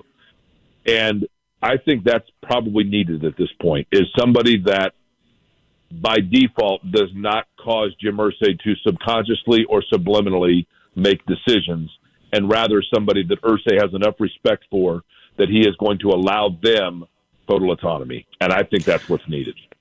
Yeah, and mine was just kind of a surface sample here of Harbaugh being a guy that and again, I don't believe it's going to happen whatsoever, but if you would reconnect everybody who have been disconnected by virtue of this season, either through embarrassing losses like Saturday, or you just kind of tired of paying attention to it, tired of being told how good it's going to be, that it not being that level, whatever the case. I think that's something that re-energizes, that juices up a fan base that is in desperate need of it. Again, you can always juice up a fan base with wins, but without playing, that's going to be tough. The hiring process is going to be, for the long term, as important as what you do with that quarterback, to me as well, in how the fans react to it, how everybody reacts to it, and that is, to me, a can't miss if you can do it. I just don't think that there's a chance in hell you're going to, but that's my rationale behind why that would make so much sense to me and why that would be as big a deal around here as we've seen in a long time. Yeah, I agree with that. But in the end, fans are, and I don't mean this to pick on people of Indianapolis or anywhere else. I'm in this category as well. We're all the same, right? Fans are the most hollow-threaded people ever, right? Like, fans are always like, if they don't make a change, I'm not coming back. I'm not going to buy tickets anymore. Yeah, okay. Until they start out 3-0, and then you get the old fear of missing out, and you got to be down there, and you got to be at the games. And, so no matter who they get, if they win some games, people, the interest will be sparked again. But I do think that Harbaugh, one thing about Jim Irsay, he's a nostalgic guy, John, and he's a guy that loves the history of his franchise and has a great reverence and respect for those that contributed. And Jim Harbaugh's up there in the Ring of Honor, and when this town first fell in love with the Colts, we had a crush on the Colts for the first 12 years they were here. And then Jim Harbaugh threw that pass into the air for Aaron Bailey, and the entire city stopped and collectively for a moment dreamed about what was going to happen if that ball came down and he caught it. And that was the first time that we had that taste and that high that we have chased. And, of course, we ultimately met it, but chased it ever since. And in that moment, this city then became infatuated with the Colts. And I think Jim Irsay would love to go back to be able to capture that moment to get everybody infatuated all over again, even though we all know they don't really ever break up with you. But that would cement it for sure. All right, Jake, this was asking me a little bit earlier. I kind of used that as a tease. Do you think this situation is one that, let's just say, you go in, you do draft a quarterback, which we all expect. Let's say Ballard's still there, Saturday isn't as a head coach, Matt Ryan isn't as a quarterback. If you go in, is this an easy fix? Is this something where you can jump right back on what you had hoped to be the course? Or is this going to take longer again because of the shortcomings of the team, of how it's been constructed, and of then having a rookie quarterback to have to deal with? Well, this is where, and I didn't have this epiphany until this morning, but then I had it, and this is where I think they erred. I don't know that we can answer that, John. That's the problem. And the reason we can't answer it is because when you were a kid and you did science experiments, the one thing that you do when you're doing a science experiment and you're trying to erase a variable is you have the control, which is the consistency from one experiment to the next. They keep changing it. So we don't know what the control is, because is this roster good enough with really good experienced coaching to get over the top? And was Frank Reich the problem? Well, we don't know, because they removed Frank Reich and then replaced him with a guy who was even less experienced than Frank Reich was. So how the hell do we know? Was Frank Reich actually a really good coach and the roster was the problem? Well, we don't know, because they went and they replaced him with a coach that is learning on the job.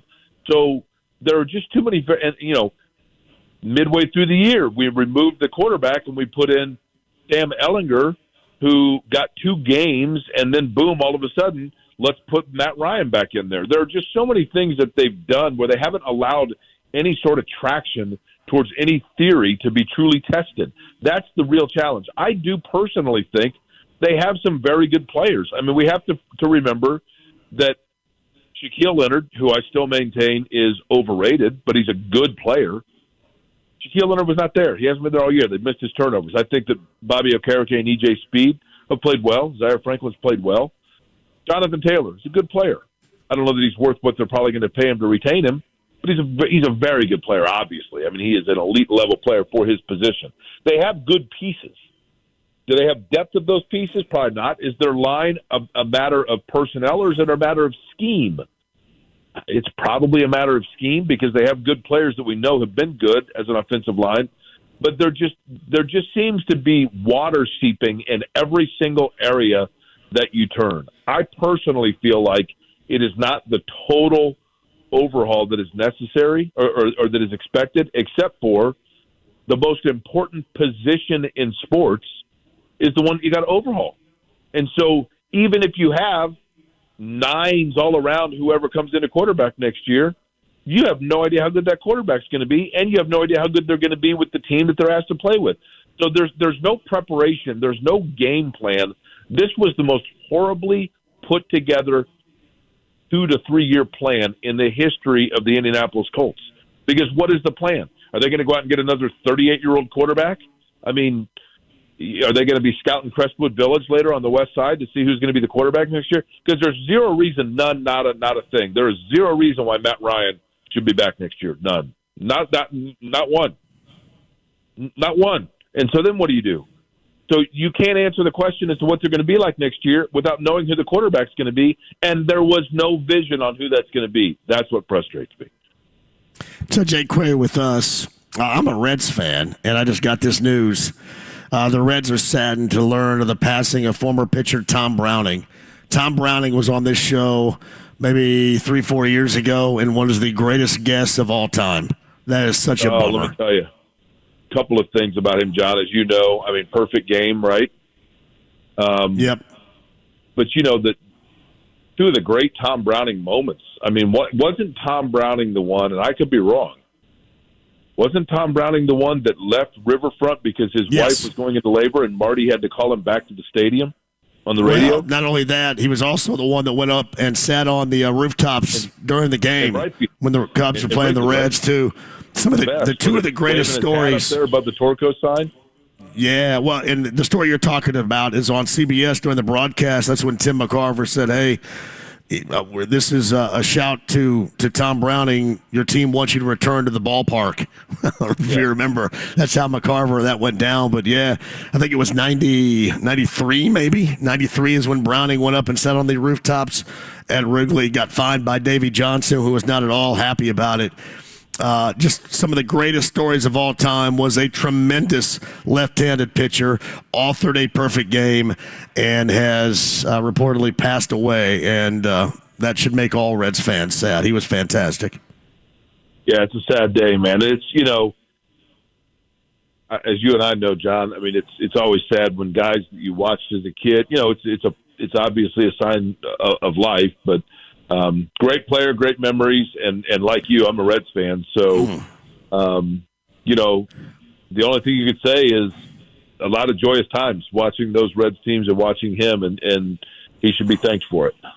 Yeah, I guess I could save you talking about IU basketball, but I'll leave you with this, and you can give your opinion, and then we'll bail, is that everybody always gets way, way out in front with any IU basketball team, and they did with this one as well. As far as, being the, Final Four contender, best in the country, Trace Jackson Davis being the best player in the country, with the two really good teams that they played in the past 2 weeks, that kind of goes to show you exactly what they are right now. And I don't know if they're going to consistently ever find what they're looking for in terms of shooting with this group, but you turn it over 24 times, even if you're playing in that environment. That's terrible. Everything needs to be looked at long and hard, from players to coaching, all of it, after a dismal performance like that. Yeah, the reality is, and it's interesting because I had asked a friend of mine the other day before that game, I said, do you think it's time maybe to start thinking about Tamar Bates getting more minutes over Xavier Johnson just based on consistency? And I know that Johnson is a John Starks type player. When he's on, he's really good. But when he's off, good Lord. And, he's injured. It looks like he's going to be out for a while. So you certainly wish the best. You never want to see a young player get hurt. Kudos to the Kansas fans for being very respectful as he was hurt in that game. But Trace Jackson Davis is a very good player. He's a very good player that is not a very good player when he gets double-teamed by bigs, because his lateral quickness is just not enough to be able to step out and get around guys. He's still a good player, obviously, but he needs help.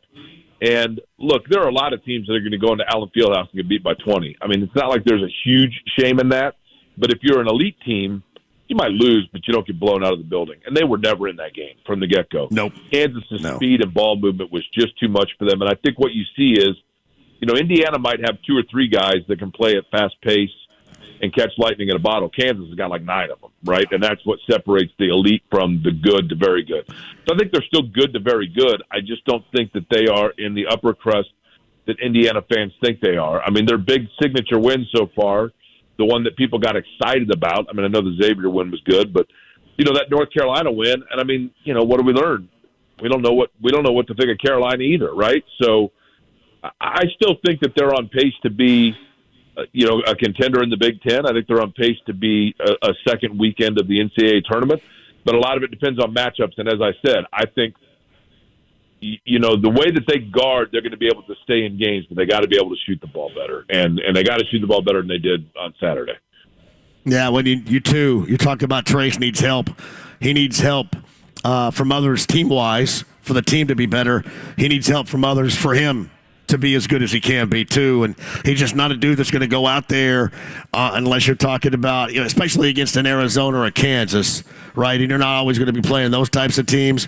He's just not going to be able to go out and be, those types of big number guys against teams like that, because there's not much worry defensively on really anybody else out there other than him. And he can't go out there against that and get a lot of his own, because he just doesn't have different ways to score. He's got to be going to the rim, slashing to the rim, cutting to the rim, and when that's unavailable, he's pretty much offensively hosed, Jake. Yeah, no argument on any of that, man. No argument on any of that. All right, man. What you guys got coming up in the morning? We'll be talking, actually, we'll continue, obviously, the Colts conversation. Greg Rakestraw is going to join us. We'll talk a little bit of World Cup with him as well. And then, Pacers on the road for 3. They come back 2 days after Christmas, so they've dipped down. Water's starting to find its level a little bit there, so we'll dive deeper into that as well. Got it, buddy. I appreciate you. Thanks, Jake. All right, get to feeling better. Yeah, thanks, man. Jake Query with us as we're live at Buffalo Wild Wings. Again, I feel fine. It's my voice that's messed up. I'm going to take exception to this, and I'm assuming Daniel's not talking about me, because this is not me. Let's not forget that the media hyped up this IU team a ton. That media wasn't me, brother. You might point the finger at different media as doing that, but that media was not me. I will take a wait-and-see approach. I'm happy when they play well. I'm happy when they show signs of being something that they haven't been in a while. But I certainly am not going to sit here and say best in the country, Final Four bound, anything like that. They have way too many steps to hit, and you can't skip them. So, Daniel, I'm assuming you're not talking to me about this crap, because that media is not me in this. It's not just the fans. I know that it's the media, but you can point that finger someplace else. Just a thought. Come back with more Colts conversation in a moment. More on IU if you want to do that. The Pacers also, as we're live at Buffalo Wild Wings in Franklin. It is a Buffalo Wild Wings Blue Monday. Love to see you here. Tickets to give away, autographed helmet to give away, 93.5 and 107.5 The Fan. This is the Colts Review on 93.5 and 107.5 The Fan. Here's the voice of the Colts, Matt Taylor. Hey, good afternoon, everybody. Welcome into the Colts Review today, brought to you by Arby's. On game days, Colts fans can get 4 classic roast beefs for just $10 at participating Indianapolis Arby's locations. That's 4 famously tender Arby's roast beefs for just $10, valid on classic size only. The Colts are coming off a 39-36 overtime loss to the Vikings on Saturday. The setback ensures the Colts of a losing season as they now sit 4-9-1 with only 3 games to play, and the Colts have lost 4 straight and 7 of their last 8. By now, you know the Colts led 33-0 at halftime. It was their biggest halftime lead in a game since 1997, but the Vikings came storming back in the second half and forced overtime, and the 33-point rally is the largest comeback in NFL history. So how did the Vikings do it? Well, first of all, they had big play after big play in the second half. Minnesota rattled off 19 plays over 10 yards in the second half. 4 of those plays covered more than 20, and 2 of them went over 60, including the game-tying touchdown by Dalvin Cook late in the fourth quarter. Those plays accounted for 386 of the Vikings' 518 yards of total offense. Because of those big plays, the Vikings were able to score quickly. They had 6 scoring drives in the second half and overtime, including 5 touchdown possessions. The Colts faced 61 plays on defense in the second half and overtime, both because they had a hard time getting off the field and because the Colts offense couldn't put many drives together. Indianapolis had 8 drives in the second half. They never ran more than 6 plays on any of those drives and didn't gain more than 26 yards. They are outscored in the second half and overtime 39-3. For the day, the Colts were just 1 for 4 inside the red zone and managed just 132 yards of total offense after halftime. Saturday was a wild game. It had everything. Overtime, a huge comeback, a pick 6, a defensive touchdown, long field goals, big plays, fake punts, questionable officiating. Saturday marks the first time in franchise history the Colts generated a trifecta as well. That's an offensive touchdown, a defensive touchdown, and a special team score. That all came in the first half, but the second half belonged to the Vikings as they clinched the NFC North with the win, and they also became the first team in NFL history to go 10-0 in one-possession games through the first 14 games of a season. Up next for the Colts, a return home to Lucas Oil Stadium to battle the Chargers on Monday Night Football on the day after Christmas. And that's it for the Colts Review today, brought to you by Arby's on 93.5 and 107.5 The Fan. Rare and colorful gemstones formed in the earth.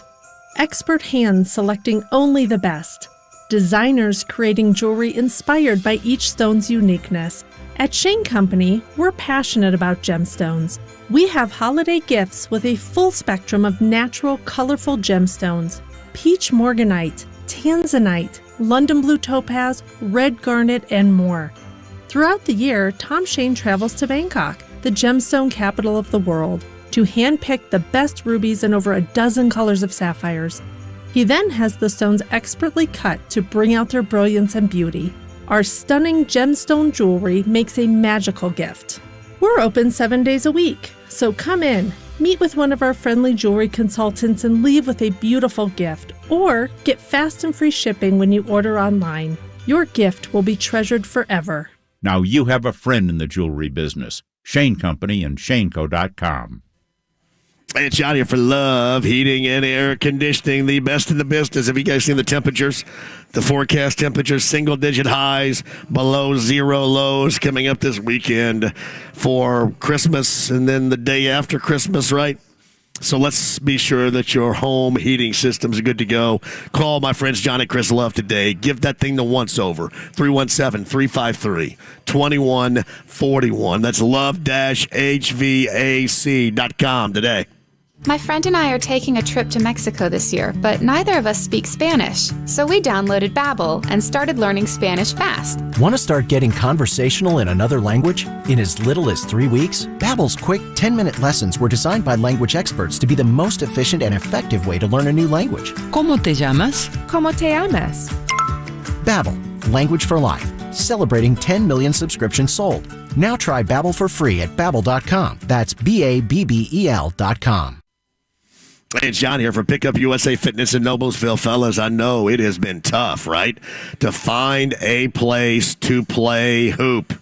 Pick up basketball that you love, but pick up USA Fitness in Noblesville. They get a massive gym for you, and every night after 6 o'clock, they have pickup games just for you, all your friends, everybody, and these games will be reffed up as well. I'm talking about a huge gym, weight, cardio, and training facility just for you, and know that you can play pickup basketball every single night after 6 o'clock.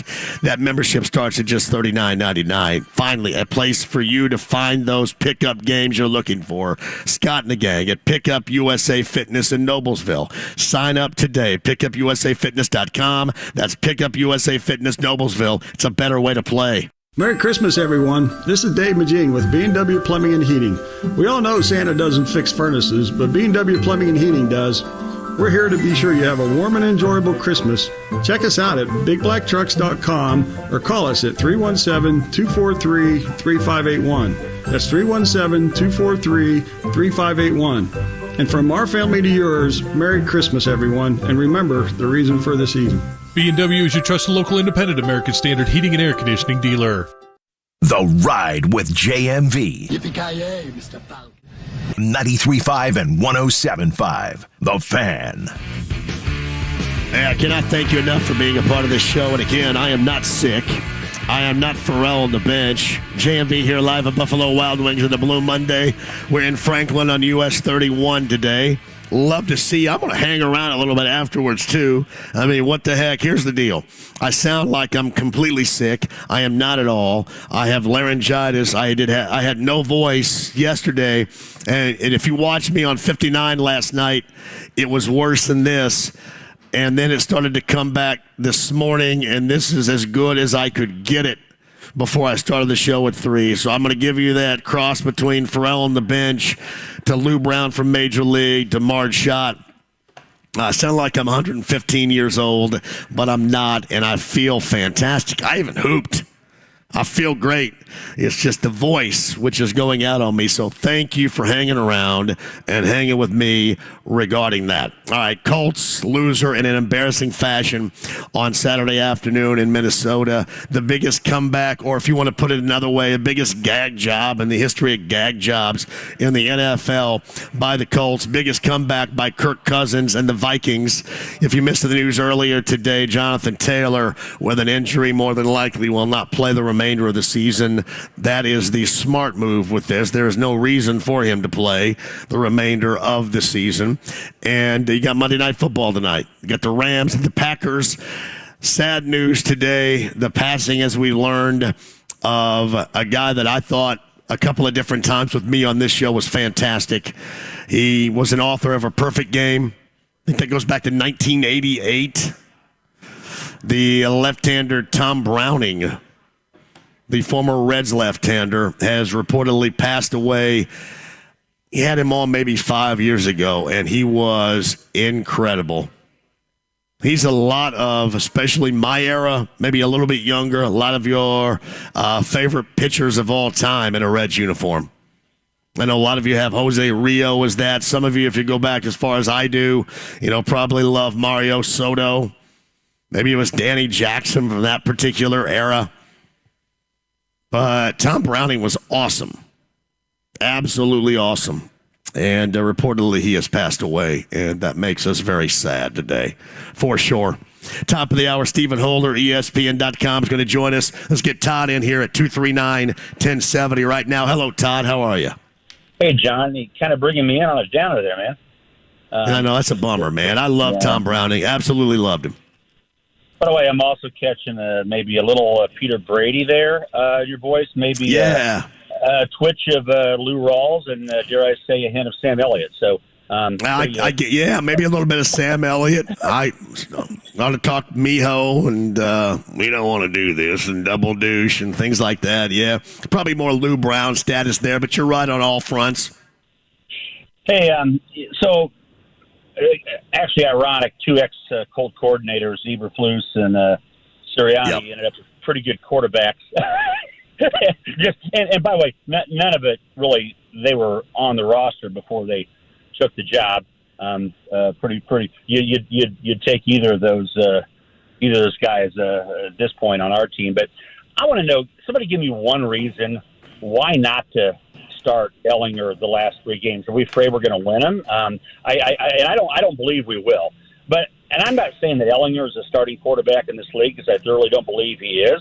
But how do you know if he's not a Brock Purdy or a Mike White or a number of these other guys, even Taylor Heineke, in the future, where you know you've got that on your bench, if you don't give him some real reps and real games? And preseason games don't count worth a poo, dude. So, I mean, you got to play him in a real NFL game. So I just want your thoughts on why you wouldn't. Yeah.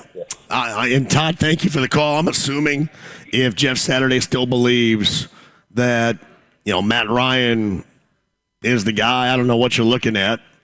To me, I guess, Todd, it doesn't matter. It just doesn't matter.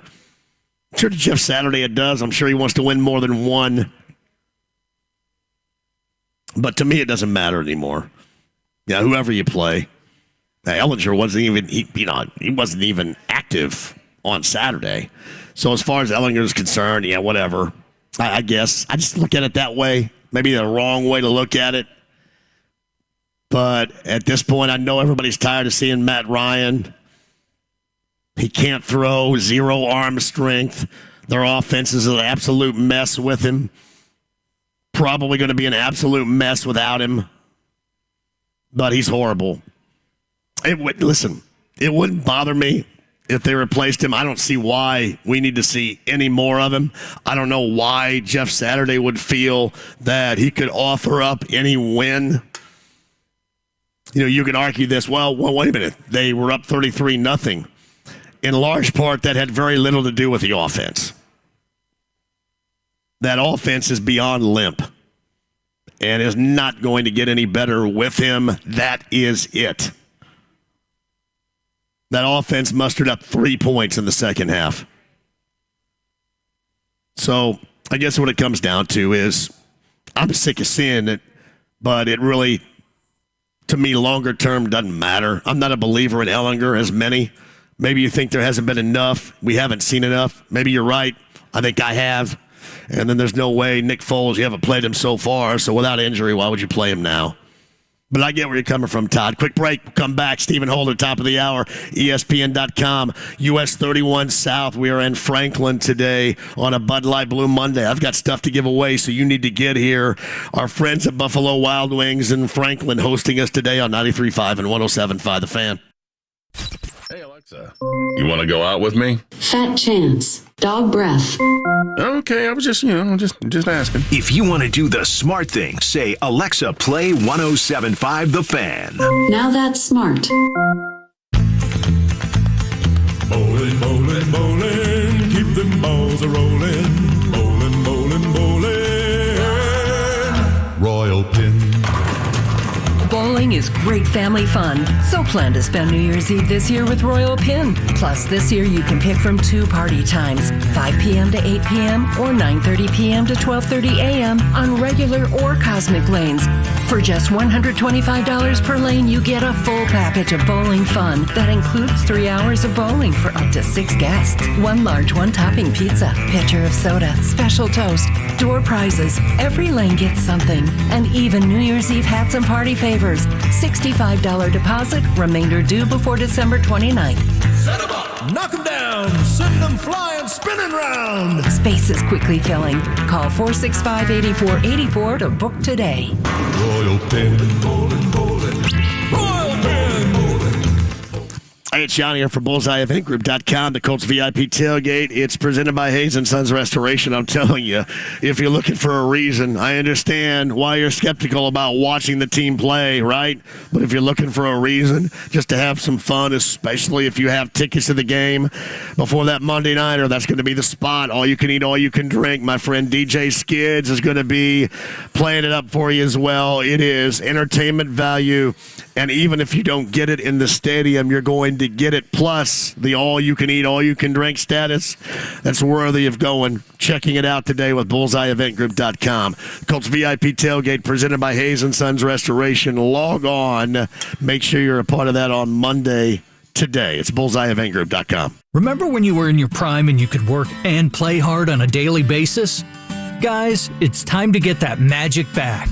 If you're ready to feel great again, go see Affinity. Affinity Whole Health is the leader in testosterone and hormone replacement therapy. When you start with Affinity, you'll see a jump in your energy, mental focus, and drive. Get started for free at feelgreatindy.com. Then the full hormonal blood panel and medical consult is just $99. Go to feelgreatindy.com today. Christmas cheer is in short supply for our neighbors who are hungry, homeless, hurting. Today you can give them meals, shelter, and care with a gift to Wheeler Mission. You'll also provide addiction recovery, life skills, job training, and other vital care that transforms lives. Your gift is needed right now as hundreds of hurting people are turning to Wheeler Mission for help every day. Share Christmas cheer. Donate now at wheelermission.org. That's wheelermission.org. Hey, John here for Love Heating and Air Conditioning. Yeah, single digits below zero. Let's make sure that your heating unit is doing its job so you remain comfortable over the weekend and the Christmas holiday and then into the wintertime as well by calling Love Heating and Air 317-353-2141. John and Chris, they're going to send over their experienced and genius technicians, going to make sure that everything is good to go for your heating unit. Plus, they'll waive the $95 trip and diagnostic fee just for you right now. So make sure you get them out to your place and do it ASAP. 317-353-2141 online, love-hvac.com today. Yo, Pablo Torre here, host of the ESPN Daily Podcast. When you want to go beyond your feed, when you want to get inside the score, when you want to get behind the highlight, there's ESPN Daily. Go deeper into the stories of the moment. Get the exclusive access and insider perspective that only ESPN can give you. ESPN Daily, hosted by me, Pablo Torre. Listen and subscribe wherever you get your podcasts. For over 25 years, Quality Supply and Tool on South Harding Street has been helping Hoosiers with construction projects, big and small. Being local and family-owned gives them a leg up because they're already on your team and ready to go to work, like sales support expert Austin Cowan. Any questions you have, we have the answers. We have the experts, and we have the tools, such as Milwaukee, DeWalt, and Honda, plus warranties to go with them. Perfect for all the holiday season projects. Let us put some quality in your next project. Quality Supply and Tool in Jeffersonville and Bloomington, too. Partner with Quality Supply and Tool and think outside the box. Store. Listen to The Ride with JMV from 3 to 6 this week, and you could win 2 tickets to New Year's Eve with Yacht Rock Review on Saturday, December 31st at the Murat Theater, and 2 tickets to see the Zach Brown Band August 6th at Ruoff Music Center. The Pacers are in Boston to take on the powerful Celtics. Wednesday night at 7 on 93.5 and 107.5 The Fan. The Ride with JMV. This situation absolutely requires a really futile and stupid gesture be done on somebody's part. We're just the guys to do it. 93.5 and 107.5 The Fan. Cold beer on a Friday night. A pair of jeans that fit just right. Now, you just heard the promo, right? So, Zach Brown Band will be in Noblesville. Ruoff Home Mortgage Music Center. That's coming up on August the 6th. That was recently announced. How about number 9 right now? If you want to go see Zach Brown Band, Kyle's got your tickets for you. 239-1070, 239-1070. Zach Brown Band coming up August the 6th. Ruoff Home Mortgage Music Center. And I've got more to give away a little bit later on. Remember, New Year's Eve has Yacht Rock Review as a part of it. And you could be there. I've got tickets for you coming up a little bit later on. That's when you hear a Yacht Rock re-entry. Number 9 is going to be your cue to call and to fire up. Maybe you can be a part of that extravaganza coming up on New Year's Eve. And for a lot of you that are asking, yes, I refire the JMV Takeover on B105.7 coming up on New Year's Eve as well. So basically I've got next Saturday. That's my final Saturday off, and then we're back at it on New Year's Eve, coming up the Saturday after that. So that's going to be a busy weekend, too. New Year's Eve with the JMV Takeover, and then the next day the Colts get the Giants, and that is a 1 o'clock start. So it'll be a busy weekend, but it's going to be a fun weekend, and your chance to win Yacht Rock Review tickets is coming up a little bit later on for you. Jake Query, The Morning Show, Kevin and Query, a little bit earlier, podcast 107.5, The Fan. We went over the debacle in Minneapolis with the Colts and the Vikings. Went over IU basketball. I've yet to mention too much regarding the Pacers. A loser last night. Disappointing in late game fashion to the Knicks. The Knicks are playing well right now, but that's still a game that you would like to see them be able to close. They weren't able to do so. Played arguably their best game of the season against a good team on Friday night, but just had nothing for Donovan Mitchell. And Cavaliers get them late in another late game situation on Friday night as well. So there's where we are. Boilermakers, by the way, remain unbeaten as they knock off Davidson on Saturday evening at Gainbridge Fieldhouse. All right, quick break and we'll come back. Stephen Holder of ESPN.com is going to answer a lot of what we have to ask regarding why year number 7 of Ballard. Why that makes the most sense. Are people like me overreacting in our viewpoint that it's time to cut the cord? Talk to Steven about that coming up at the top of the hour. More of your chance to win and your calls coming up at 239-1070 as well. Sit tight. The reality is, though, that winning that game would have done them nothing. To have the resiliency, the guts, the fortitude, the leadership of men. I know I can lead men. To reach down deep inside and still allow Minnesota to keep them within striking distance of the top 6 in the draft. If you're talking about it. It takes a special skill set to be able to do it that way. We're talking about it. They can actually move up another spot tonight. Your home for Indy Sports. 93.5 and 107.5. The Fan. All right, here it is. The best sports book out there is Caesar Sportsbook, and your first bet risk-free up to $1,250. That's Caesar Sportsbook. Utilize the promo code RADIOFULL today. Make that first bet and zero risk up to $1,250 and get that back in site credit if you don't win with my friends from Caesar Sportsbook, the best sportsbook out there if you're looking for one that is consistent, but you're also looking for one that gives you the better opportunities that you just don't have with the others. It's called Caesar's Rewards. They offer up tickets, free stays, experiences, and more with Caesar Sportsbook. Again, that promo code is Radio Full. Open to new users in Indiana, 21 years or older. Qualifying bet loses. Bet amount is going back to you in site credit. You got to use it within 14 days. To see more, Caesars.com/promos for full terms today. If you or someone you know has a gambling issue and needs help, call 1-800-9-WITH-IT. Hopefully, you'll never have a house or business fire. But if you do, hopefully, you'll never forget this name, Michaelis. They can be there before that lump in your throat goes away. In fact, they're the reason it goes away. Over 35 years of helping people recover from faulty wiring, lightning strikes, or that unattended pot of pasta on the stove. Michaelis crews often roll in before the fire hoses are rolled up.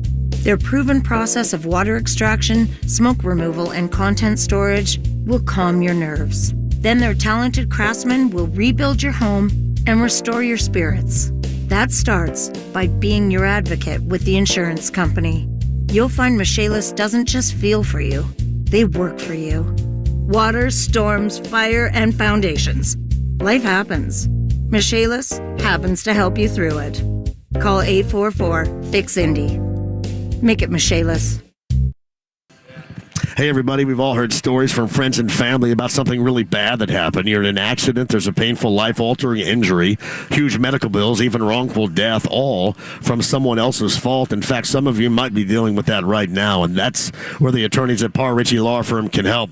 Tony Patterson, Paul Cruz, John McLaughlin lead a team with over 70 years of collective courtroom experience and millions of dollars in jury awards and settlements for their clients. Now, none of us can change the past. Just know that Tony, Paul, and John are on your side to help you and your family going forward.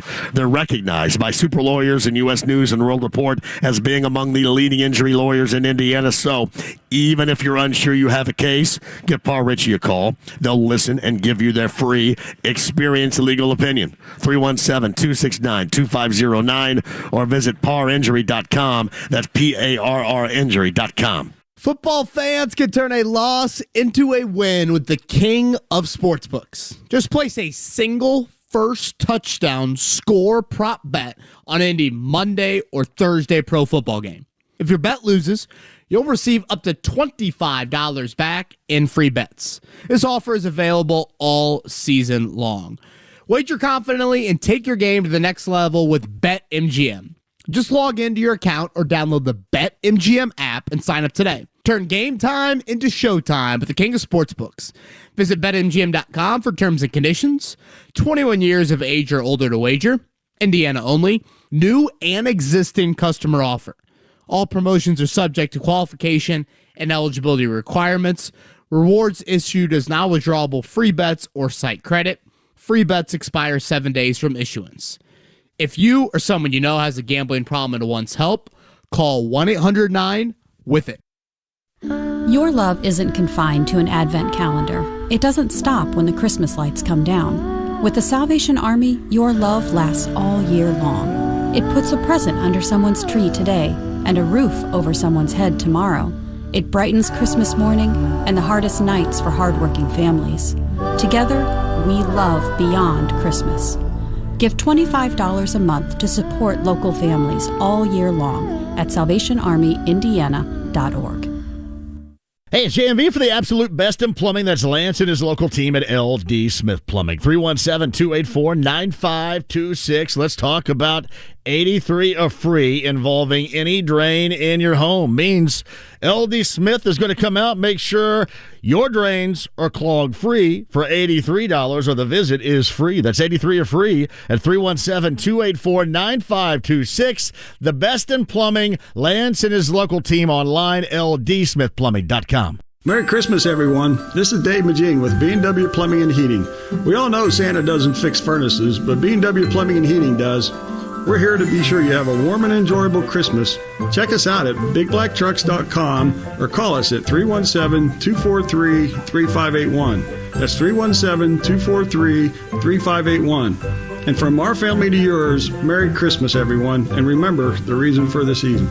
B&W is your trusted local independent American Standard heating and air conditioning dealer. 93.5 and 107.5, The Fan. WIBC HD2, W298BB, WIBC HD3, W228CX, Indianapolis. The Pacers are in Boston to take on the powerful Celtics. Wednesday night at 7 on 93.5 and 107.5, The Fan. The Ride with JMV. Are you kidding? You think I'd join this crummy snobatorium? But this whole place sucks. That's right, it sucks. 93.5 and 107.5, The Fan. Back to work here. KJ Osborne goes in motion to the left side. Ball in the far hash. Cousins out of the gun. Backs to throw. Stands in the pocket. Throws it up. Picked off by the Colts. 10-5. Touchdown. Defensive score. Julian Blackman picks it off and carries it into the end zone. Touchdown. INDY. It is 29-0.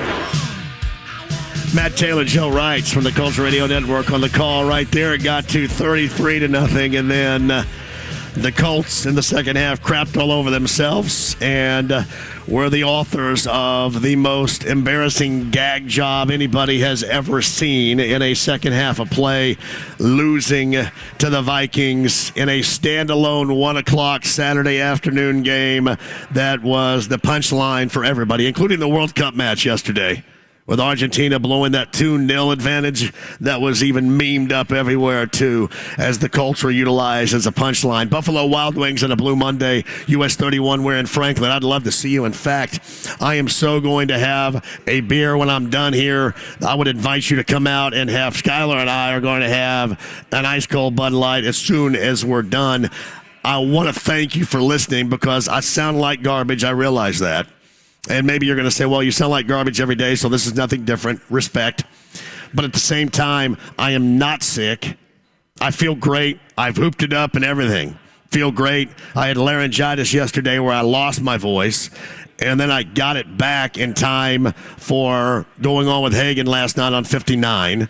And then worked my way to this point. This is like a high water mark for my voice in the past 48 hours. So my apologies for it. Thank you for listening. I know you want to get in your reaction. We can at 239-1070. You've got the email, jmv1075thefan.com. Inside the lounge via YouTube Live. The video is up and running too. I've got an autographed helmet, and I've got Monday night tickets to give away when we are done here. Again, at Buffalo Wild Wings from Franklin today. Would love to see you.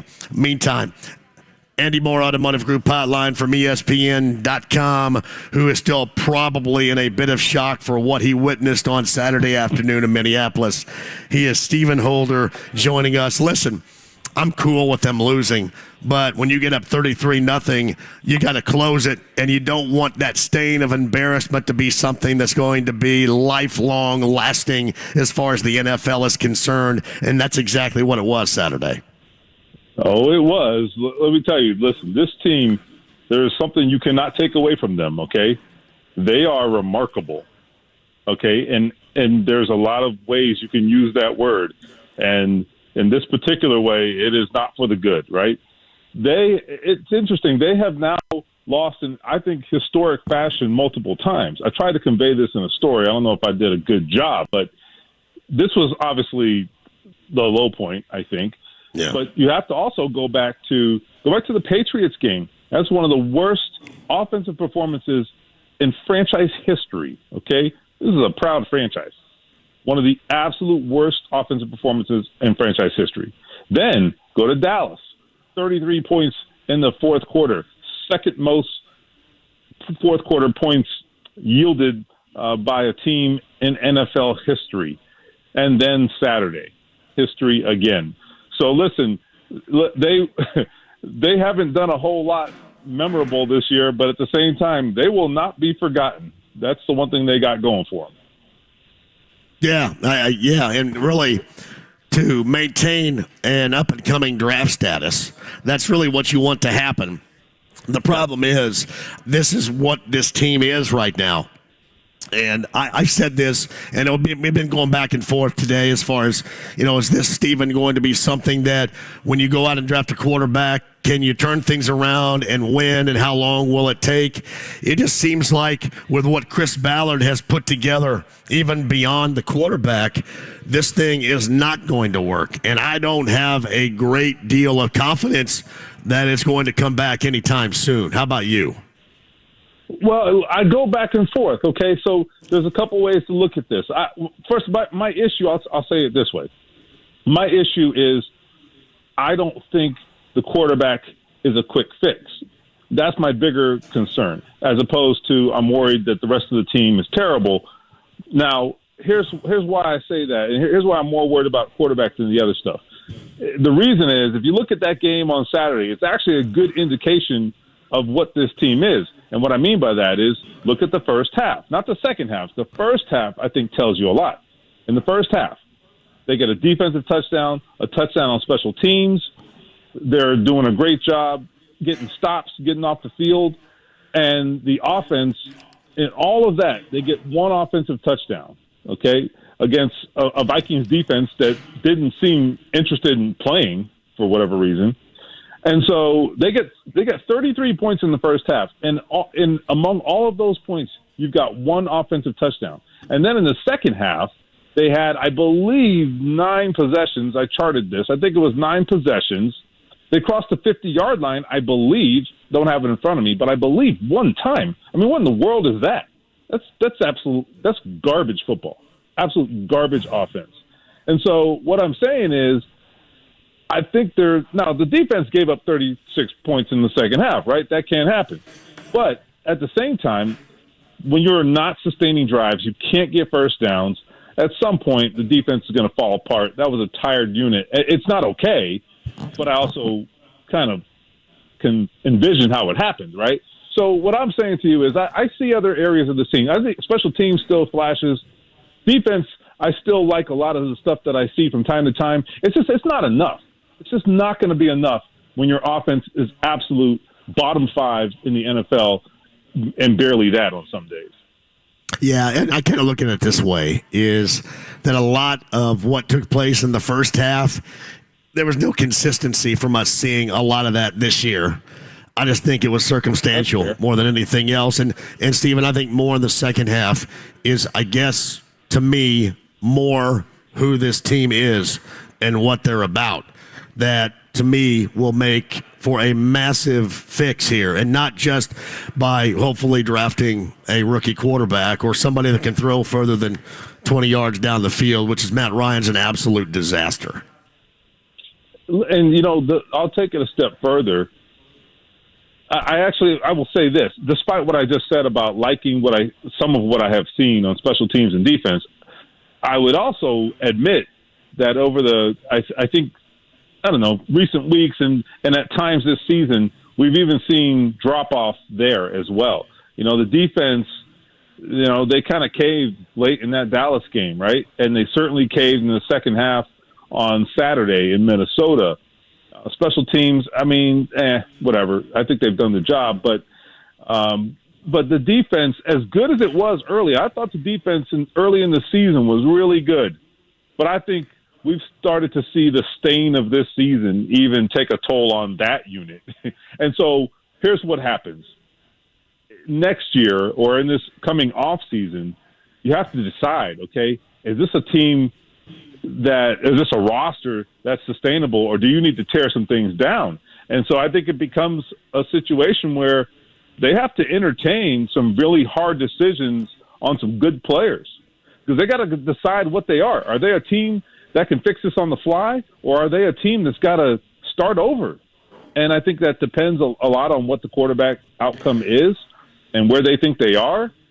But I think the fact that they have had some setbacks, the Colts in recent weeks, even the good parts of their team, it makes you take, I think, a broader view and examination of what they are and whether this whole thing is salvageable even a little bit in the long term. So I think that's kind of what you're getting at. I don't know. I think that quarterback, whoever it is, likely this year should have taught us that it's not going to be a quick fix. So let's just say, and we'll get to this in a minute because I don't know why he would deserve to come back for a 7th year. But I am of the opinion that Chris Ballard will be back and he will direct the draft again. He will be a huge part of it and a function of it moving forward. I'll be surprised, let's just say, if he isn't. I think he's going to be. I don't think he should be. But do you think that he is going to have that firm, I'm smarter than everybody else in the world of football view of what he is building here with the absolute failure it has been? Or will he back away from that philosophy a little bit and start bending more, being more flexible to what the rest of the NFL world, Steven's trying to do? I mean, if he hasn't learned anything, then I don't know what the point any of this is. Like, what point has any of this served, right? I mean, if you're going to go through this, hopefully they learn something from it, right? And so I have to assume that there have been some lessons learned. Now, I agree with you. Just to solidify what you said, I agree. I think Chris Ballard will be back. Whether you like that or not, I think that's where we are. I think he will be back. I take Jim Irsay at his word. And I do think it's a frustrating thing to evaluate Chris Ballard in some respects. Now, you can look at the team and where they are, and you can just throw your hands up and say, get this guy out of here, right? That's a very easy thing to do. On the other hand, I could look at the draft results and say, look, the draft results really are impressive.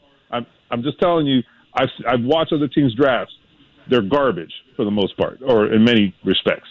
Their draft results are pretty good. I mean, their percentages are pretty good. However, the problem is It's where it's some of the decisions they've made about the direction of the team and the direction of certain positions and so forth. So it's not about evaluating talent. That's not the problem. It's more about some of the choices they have made in philosophy and things like that. And I think that's what you're talking about. And so I separate those two things, but it's the same guy, right? The draft results and the philosophy of the team building, it's the same guy making those decisions. So you want to separate it in your head, but you can't really separate it because it's the same individual making those decisions. But I agree. I think he'll be back. I think he's got to make some changes. The last thing I'll say on this point real quick before you shut me up is I do think they should make free agency a bigger part of what they do, but I also think that we have to start talking about spending and the fact that they have some restrictions there. That is a reality we don't talk about enough, and Jim Irsay don't want to talk about that either. Well, let's bring that up then, because I've heard this before too. I can't remember if I asked you this or not, but we often hear that Jim Irsay's wallet's always open, checkbook's always open regardless. Right. And then I have heard some stories over this season, whereas that is not the case, I should say. What's the truth behind that? Okay, so look, it's the NFL. They have plenty of money in the grand scheme. The point is, or the problem, I guess, is that there are a lot of other teams that have a lot more money, right? So these salaries, they're escalating, and that's fine, right? I'm all for players making money. I mean, more power to them. I think where that becomes a problem for the Colts is they can't really, or they don't feel comfortable getting into these bidding wars, and that's why every March we have these conversations about, well, why can't they get this guy? I mean, they can, but they have to make some tough choices, right? So it's kind of like take your household budget, because Chris Ballard has a budget, whatever it is. I don't know the number, but he's got a budget. They have acknowledged that, and it's probably not as high as the one Jerry Jones gives his team, right? It's just true. And so, just for example, not that Jerry Jones has anything to do with this, but whatever that number is, it forces Chris Ballard at times, this is my understanding and my observation, right? It forces him at times to make some unpopular choices. So I look at the offensive line this year, for example, and some of the choices they made, you're talking about $3 million here, $4 million there, where they could have retained some really good players. They didn't do it, and I think those are the kinds of things we're talking about. Like if you're going to go out and get Stephon Gilmore for $12 million, well, you've got to squeeze somewhere else. And so that's just one example. I'm not saying that was a bad decision. I'm just giving you an example of the kinds of financial decisions they have to make. So now that doesn't account for all of their mess. Okay, let's just be clear. This ain't getting them off the hook. This is not why they are where they are. But I do think, go back to Danico Autry, for example, which I think has bit them in the butt numerous times, letting him walk. I think money really drove that decision as opposed to philosophy. They said it was philosophy, and we like our young guys, but the hell with that. Money was a huge part of that decision. And so those are some examples of what they're dealing with, and maybe Chris Ballard should be more honest about it. I don't know, but I think is it the financial philosophy of Ballard or the budget of Irsay? It's both. It's both. It is both. And now that's a fair point though, because Ballard has talked about this about wanting players to earn it and not wanting to just kind of throw money at players outside their organization who they didn't groom and all that, but. I think the truth of the matter is, I mean, you look at, take Philadelphia, for example, right now. I mean, they went and got A.J. Brown. I know it's a trade, but I'm just saying they went and got A.J. Brown, paid him big money, and they're probably not where they are right now without that move, right? I mean, they're still a good team, but I mean, are they sitting on top of the NFC without that move? Maybe not. So, I mean, that's an example of a move that Chris Ballard has been reluctant to make. The only such move I can think of is DeForest Buckner. And guess what? That worked out great. He's a great player, right? So, maybe they should apply those lessons, going forward. I don't know. It's Stephen Holder of ESPN.com. He's with us via the Andy Moore Automotive Group hotline, live at Buffalo Wild Wings at a Blue Monday. We are in Franklin on US 31. Great food. We're going to have some beverages when we're done, so come out and join us if you're in the area. Buffalo Wild Wings in Franklin on US 31. So we hear that, and logically so. Jonathan Taylor, with that injury on Saturday, is going to be shut down for the season. How, in the further distant future, financially, will they view Jonathan Taylor? Is it more of what you saw the year before last in his value, or is it going to be more in the neighborhood of his value this year? How will his next contract be represented? That's a really interesting question that I don't think I can answer right now, but I can't wait to see how it plays out. I think if you're Jonathan Taylor's representation, you are banging the door down this offseason. Pay my guy, because he's given them a lot of mileage the last couple of years, and now the injuries are starting to hit. And I don't think he's injury prone. Don't get me wrong, but I'm just saying I think it's a wake up call. If you're Jonathan Taylor, right? You have given them a lot of mileage for not much money the last couple of years. And I think he's going to want to get his. He's going to have 1 year left on his rookie contract after this year. And I mean, I will tell you this: I saw a different version of Jonathan Taylor, a different personality from Jonathan Taylor this year. And what I mean by that is, look, he's still a team first guy, but I will say it was very interesting to see him I think, lead the decision to not play a couple of times this year, as opposed to the team saying, hey, you're going to sit. No, it was actually Jonathan Taylor saying, yeah, you know what? My ankle ain't good. I'm not playing. I'm not there yet. And I don't have a problem with it. I just think it's notable, right? Because that tells me the guy is self-aware. He understands. And I think that's a guy who's going to want his money. And damn it, he should ask for his money. So I don't know. We'll see. It's going to be delicate, but he's a running back. You know how they get treated in contract negotiations. We know the injury rate, so I think it's going to be somewhat difficult, honestly. Stephen Holder joins us. So did Jim Irsay really, truly want Jeff Saturday to win or impress as an interim head coach, to maintain this gig after they go through all the interview process and the offseason and the protocols set forth by the NFL? Did he really want him to have that job? And if so, why did he put him in this situation to where nobody else wants him in that job moving forward into next year? Because he convinced himself that it would work, that this would have positive results. So you might have looked at it, and I might have looked at it as a bad idea, or at least questioned it, right?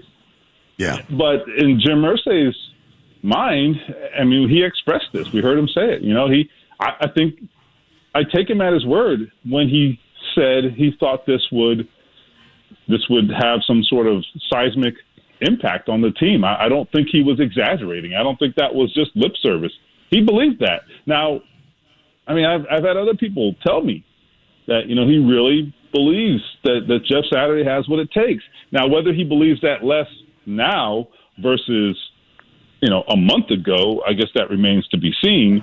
But, you know, go back to the Raiders game and the aftermath of that game. Jim Irsay was all too happy to say, I told you so, right? There haven't been a lot of I told you so since then. But he was certainly very happy to say, I told you so on that day, because it was, in his mind, you know, a fulfillment of the things that he had said and the things that he had convinced himself of. So he believes it, or at least he did. I think it's a harder sell even to himself at this point, right? So we'll have to see. I don't know how, if you're Jim Irsay, let's say even if he still thinks that Jeff Saturday is the answer, okay, God bless his heart if he thinks that. But let's say he does. How do you stand up in front of your fans and say, this is the guy, and how you sell that to your fans and ask them to come pay thousands of dollars to come sit in your stadium next season. I mean, come on. Yeah, I don't know how they keep Jeff Saturday, Chris Ballard, and certainly anywhere in the neighborhood of Matt Ryan, but I wouldn't be surprised if you got one of three, certainly, or two of the three in this case, as far as this decision-making is concerned. It is just an absolute mess, Stephen. It really is. Yeah, the Matt Ryan question is actually more interesting or a bigger question than people probably realize. I'm not advocating for Matt Ryan coming back. All I'm saying is we just talked about money, and then there's the reality here is they owe him a hell of a lot of money. Okay? Yep. And that's a real thing. I mean, they could probably work something out. There's probably a contractual solution to that I'm not thinking of, and I'm sure they've already considered all that. But all I'm saying is do not just brush aside the fact that they owe him $18 million, because even if you draft a quarterback, and I presume they'll try to do that, you can draft a quarterback, but two things. Number one, you don't know if that guy is ready to play day one, or whether he should play day one. So that's a consideration.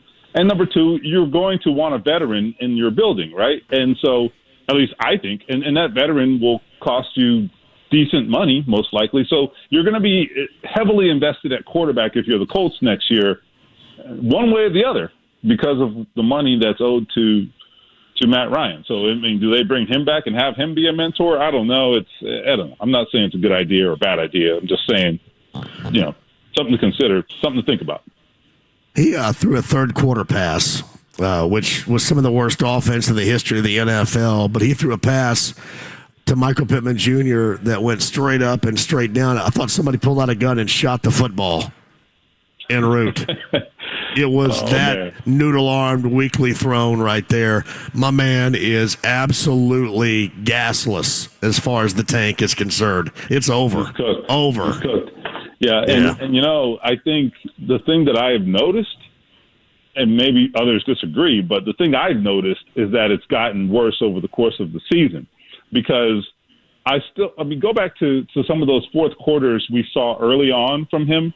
I mean, the ball, I thought, had a lot more life to it, and he was making definitely more aggressive throws than he is now. There are people who have told me that there are a number of receivers that are open down the field at times, and he's not pulling the trigger. I kind of tried to ask him about this last week. I'm working on a story now that you'll see over the weekend, but basically asked him, did he get gun shy because of all the turnovers? And, he admitted that you have to walk this fine line. And so I think there's a lot going on in Matt Ryan's head as well as in that shoulder, especially having had the shoulder sprain, right? That didn't help. So I think there's just a confluence of things going on. But you're right. Physically, he's struggling. What's the harmony like in that locker room from what you see? Oh, I mean, I think it's what you would expect. A lot of frustration. I mean, it's the defensive guys who I think are the most frustrated. On offense, I think there's just a lot of guys feel, I don't want to say defeated, but they've come off a little defeated, because they don't have answers. You know what I mean? We have lots of questions, but they don't have answers. They can't believe it's this bad either. I think on defense, they realize they've come up short sometimes, but they've also, given them a chance too. I think a lot of the time.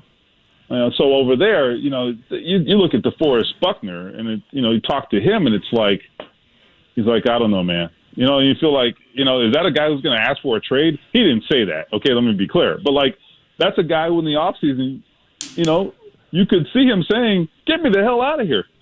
You know what I mean? Yeah. Again, I have no idea, and that's just me talking out of my rear end. But I'm just saying, that's what you're dealing with. It just feels like a hopeless situation because at this point it is.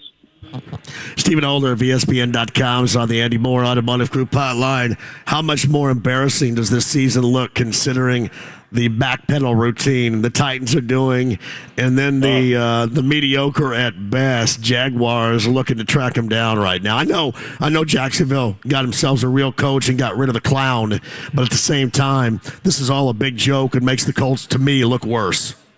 I totally agree, because for all of Jim Irsay's, complaints and frustrations with not being competitive in the division, this was the year, man. This was the year. Who knew, right? I mean, we never expected the Titans to just completely fall apart like this, and I don't know where they're going to wind up, but, I mean, what did the Titans have, 7 wins? So, I mean, if this were last season, hell, the Colts might have clinched already. I mean, that's what we're talking about. It's unbelievable. It's unbelievable. And it just goes to show you, you never know how seasons are going to go, and every game matters. And I'll say this, too. This is probably stupid on my part, but look, they screwed around earlier in the season. I thought they lost 2 winnable games, like certainly the Washington game. I think if Matt Ryan plays that game, maybe they win. I don't know. I think Jeff Saturday made some bad calculations a couple of times. I think that Pittsburgh game was winnable. I'm not sure about Philly, but they weren't that far away. They had some opportunities. They just didn't capitalize on any of them, right? And so that's the league. If you win a couple of those, they're almost in the playoff conversation, which I know sounds ridiculous. They're not good, right? But I'm just telling you. The good teams find a way, and the bad teams do what they did. All right. Interesting week. What are we going to hear about leading up to Monday night? What are you going to be writing about? What do you got? Well, I'm really recapping. This story will hit on the weekend, but recapping Matt Ryan's, situation. Basically, the whole beginning to end. How did we get here? Like, how did this happen? I don't think we ever assumed Matt Ryan was going to have like a Tom Brady effect. I never said that, right? I thought he would be really good for them and was what they needed. But I was giving the rest of the team more credit too. But even so, I still, in my wildest dreams, couldn't have envisioned he'd be this bad. And that, I don't think I overrated him. I just think it's just fallen apart. And that's what's so frustrating. So, talking to a lot of guys about what they have observed and how he's tried to balance that, too, because, you're still the quarterback. You still got to be a leader. You still got to say the right things, do the right things. But you got your own problems right now if you're Matt Ryan, right? So that's a very delicate balance, and I think that's kind of interesting, too. In closing with Stephen Holder of ESPN.com, if there is one unifying name for not just the future but hope in the short term, too, it's a guy that's not coming. I'm not suggesting that he is, but Jim Harbaugh is the answer to that question as head coach, correct? Yeah.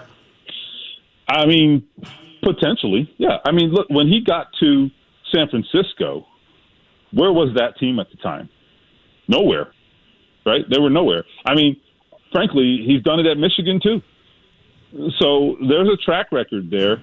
I mean, the guy has an ability to build things, and that's what they need. I mean, I covered John Gruden many years ago, and he's got issues right now, but this is a good example of a different kind of coach. So Tony they send Tony packing in Tampa. He built it but couldn't finish it. John Gruden couldn't build it but could finish it, right? And so I think different coaches have different strengths. And Harbaugh seems to have that strength a little bit more like Tony, where he can turn things around, and that's what that's what they need. Culture can only take you so far, man. There's more to it, and he's got a proven record of doing it. It's Stephen Older of ESPN.com with us via the Andy Moore Automotive Group hotline. Man, I appreciate you not only coming on, but putting up with this voice today. My Pharrell on the bench voice is really starting to fade. It's laryngitis. I feel great. I feel fine, no sickness, but the voice is wreaking havoc on me right now. I hear you, man. Hey, I hear that a tall pint is good for the throat, so hurry up and get off the air and get you one. Yeah, it may be a half gallon or something over here pretty soon, too, buddy. No doubt. Whatever it takes. Take it easy, man. Thank you. All right, brother. Merry Christmas. It's you, too. Stephen Holder of ESPN.com. Again, I want to apologize for my voice today. There's zero I could do with it. It's actually been hanging in compared to the way that it was late last night and into this morning. But it is not sickness related. It is completely laryngitis related because I had zero overnight. And I've been battling that all day. No question about that. But I'm glad to be here. I did not want to miss this one because this is not too far from where I live. US 31 South. We're in Franklin at this Buffalo Wild Wings. It's one that my kids and I will go to frequently. I'd love to see you here because, as Stephen Holder said, I am going to hang around and drink a little bit of something a little bit later on. So you can come and join us. I see that they have the trivia up here, so I'm definitely going to do that. So we have time, even past the show. If you guys want to join us, come on out. We'd love to see you here. I've got autographed Colts helmet to give away. I've got Monday night tickets to give away while we're here as well. Buffalo Wild Wings. It is a Blue Monday.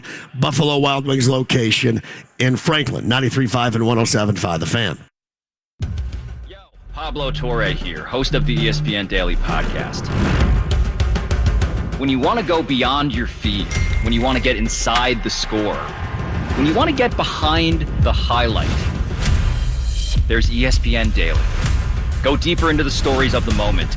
Get the exclusive access and insider perspective that only ESPN can give you. ESPN Daily, hosted by me, Pablo Torre. Listen and subscribe wherever you get your podcasts. Hey, it's John here for BullseyeofIngram.com, the Colts VIP tailgate, presented by Hayes & Sons Restoration, coming at you Monday night. Hey, the best part of your game day experience sometimes is the pregame party. All you can eat, all you can drink. DJ Skids is going to be a part of it as well. I want to see you there before the Monday night game with the Chargers. Log on and be a part of it. I promise you a great time with BullseyeEventGroup.com. Get your passes today. A story of first downs and second chances. Meet former pro football player Michael Robinson. I wanted to keep playing, but my feet hurt. And all those big league experts couldn't help? You have access to anything, but none of it worked. Finally, he got fitted with Good Feet arch supports. Let me tell you something. They work. Now, he recommends Good Feet to anybody. If you move, go to the Good Feet store. Sign up for your free fitting at goodfeet.com. The children's music and dance teacher who couldn't cha-cha. I was always on my feet. It was just so painful. Elisa couldn't let her students down, so she stepped up and went to the Good Feet store for personally fitted arch supports. I would work an entire day, and my feet didn't hurt at the end of the day. That was when I knew, wow, these are different. But the really good part? It's good to be dancing together again. Stop by or schedule your free fitting at goodfeet.com. Come in for a free fitting, no appointment needed. The Good Feet store, in the north, near Keystone at the Crossing or in Greenwood. Knockouts Haircuts for Men is the new place to trust with your hair care and grooming. Knockouts is a high-end full-service salon for men. They pamper you while you relax and enjoy precision cut. Top-notch stylists and barbers, every style. Cuts, fades, all hair types. Beard care, color, and waxing available. At Knockouts, get a complimentary beverage with any service. Knockouts Haircuts for Men. 2 Indy locations. US 36 in Avon next to Tropical Smoothie Cafe and Clearwater Keystone next to Drake's. Walk-ins welcome. Or appointments at 288-0007 or knockouts.com. A surprise proposal under the stars. A diamond ring symbolizing your love. A promise to inspire, respect, and love one another. Visit Chain Company to create a treasure that will hold meaning forever. We design our engagement rings in-house, so any style you choose will be a unique creation. We know a ring comes to life when it's set with a center stone that speaks to you. Chain Company offers the largest selection of center stones, natural diamonds and lab-grown diamonds, as well as natural gemstones, including rubies, sapphires, peach morganite, aquamarine, and amethyst. We sell our center stones loose, so you can compare stones side by side and select the one that's right for you. Or select a perfectly preset ring that's ready to go. A jewelry consultant will work with you to help you maximize your budget. Our free lifetime warranty even covers the center stone. Make this the holiday you'll both treasure forever. Now you have a friend in the jewelry business. Shane Company and ShaneCo.com. Hey, it's JMV here. I got a great idea for you, fellas, this time of year, because we're counting down, right? The hours to minutes to seconds until Christmas, and you're still out there searching for that perfect gift for her. How about naturally nude pajamas, exclusively offered up from pajamagram.com. She is going to love them. You, my friend, you will love them as well. And it's a unique and an original idea for Christmas that you probably haven't thought of until you hear it right here. I promise you, she's going to love it, and you're going to love it. And if you take action right now at pajamagram.com, you will receive a free matching naturally nude nightie. And it comes gift wrapped, too. This thing is perfect for you, fellas. It could spark a lot of things. A great deal of interest this holiday season with pajamagram.com. Naturally nude pajamas. Order now. Tell them JMV sent you. Pajamagram.com. Hey, this is Lisa Stofan. Heard the Mark Patrick weight loss hypnosis hype? Well, I attended because my father stopped smoking with hypnosis. Hypnosis eliminated my desire for soda and fast food, made me want to exercise, and I lost 60 pounds in 6 months. My energy level exploded. I went to another session to deal with some other problem foods, and I lost another 10 pounds. In fact, I brought my husband, and he lost weight, and his cholesterol and blood pressure improved. My friend lost 20 pounds her first 2 months. What are you waiting for? Join Mark Patrick seminars and lose the weight or stop smoking guaranteed for only $49.99. Hypnosis designed to destroy unwanted cravings, late night eating binges, boredom eating, stress eating. Seminars Thursday, January 19th at the Holiday Inn Express and Suites in Noblesville. Weight loss seminar 5:30, stop smoking seminar 8 p.m. And Saturday, January 21st at the Holiday Inn Indianapolis Airport. Weight loss seminar 11 a.m., stop smoking seminar 2 p.m. Register at markpatrickseminars.com. Merry Christmas, everyone. This is Dave Majing with B&W Plumbing and Heating. We all know Santa doesn't fix furnaces, but B&W Plumbing and Heating does. We're here to be sure you have a warm and enjoyable Christmas. Check us out at bigblacktrucks.com or call us at 317-243-3581. That's 317-243-3581. And from our family to yours, Merry Christmas, everyone. And remember the reason for the season. B&W is your trusted local independent American Standard heating and air conditioning dealer. Guys, solve your ED today with an intimacy guarantee only at the Indianapolis Men's Clinic. If you don't perform, you don't pay. Call the Indianapolis Men's Clinic at 999-9000. 999-9000. The Ride with JMV. Collect them, trade them, or just enjoy them. 93.5 and 107.5. The Fan. Hey, welcome back. Buffalo Wild Wings on a Blue Monday. Yeah, this is JMV. I don't sound like myself today. Again, apologize for the voice, but we've still done it. Had a great time doing it. Don't have a great time talking about all the negativity. We don't celebrate that, but it's the reality of what we witnessed on Saturday, what this entire Colts season has been. It was the reality with IU, the past 2 games, Arizona and Kansas, and the Pacers going through it right now, too. The Pacers struggles certainly expected. Although you can still look at them, and most of the game, they look pretty good. And then down the stretch here recently, not so much. IU, on the other hand, some of the more similar situations that we have gone through in the past, shortcomings with that group. And with the Colts, they just right now are an absolute mess. An absolute mess that looks... And I thought Stephen Holder brought up a good point. He says it depends on how you look at it. And granted, I understand the position of quarterback. If you get somebody, if you go out and draft somebody that has arm strength, has escapability, has everything that 37-year-old Matt Ryan doesn't have right now, maybe that changes this team altogether and pushes them forward a little bit more. Just not so sure. Michael, who is the general manager here of Buffalo Wild Wings, joins us. How you doing, buddy? I'm doing pretty good. How are you doing? I'm fantastic. My voice could be better, but I'm feeling great. What do you guys got on later on tonight? Monday Night Football and everything. Well, tonight we are definitely specialing the Wild Herd, Bud Light, and Christmas Ale. Those are our big pushers this year, and that Christmas Ale has absolutely been taking off from Breckenridge. Right. Beyond that, I've got some awesome Voodoo Ranger Juicy Haze IPA back there. Top shelf Long Islands are always a great pick, and as well as the Spiked Lemonade is also a great choice as well. Back in the kitchen, we're always pulling out the great specials, appetizers, wings. You know what we have, so come out and get it. It's great. Look at your peeps over there are digging your interview chops right now. Hey, I was thinking about this. So after this, I was thinking about would a spicy Bloody Mary be good, you think, for my for sure. voice? Absolutely. What do you guys think? Any doctors out there? Spicy Bloody Mary, good for the voice? Yeah, I don't know if I can make a doctor's recommendation. Well, please, that's okay, because you can play one on the radio as much as I can play one on the radio. So I was thinking maybe kind of Bloody Mary, a little spice to it. Sounds good. I can make that happen. I think that's what we're going to have to do as well. Food-wise, let's talk about the product a little bit. Yeah, so we've got actually our new traditional wings. We just rolled out a new cooking method earlier this year, and it's had great reviews with the customer base. So great crispy outside, juicy, tender inside. Plus we have our 30 sauces that you can come out and pick from. It's Buffalo Wild Wings. Everybody's ate it. Everybody knows that it's great food. Dude, you're selling this, man. You've done this before. Like to make it look that way, right? You've done this before. Okay, we're on US 31. Right here in front of the Meijer.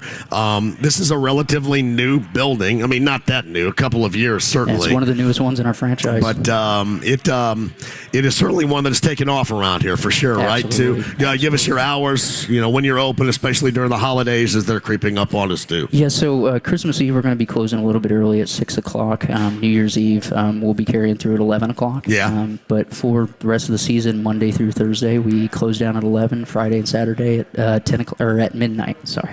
Place to be around here, US 31 South. It's in Franklin. It is right in front of the Meijer right here, Buffalo Wild Wings. And when you come here, ask for Michael. Give some love to those that are on staff right now, too, that are working hard for you as well. Absolutely. I've got Jess behind the bar. And then, let me see, I've got Logan as my closer, Ariel. Let me see, who else I have ranking around here.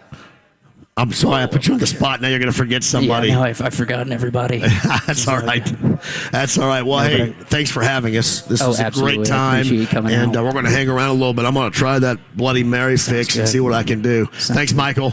That's Michael. Ask for Michael, the general manager of this Buffalo Wild Wings down in Franklin, when you come in.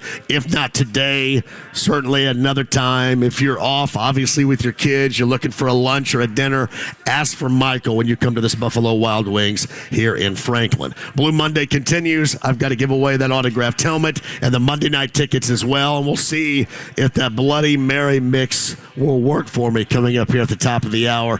Colts Roundtable Live will come at you as well. 93.5 and 107.5 The Fan.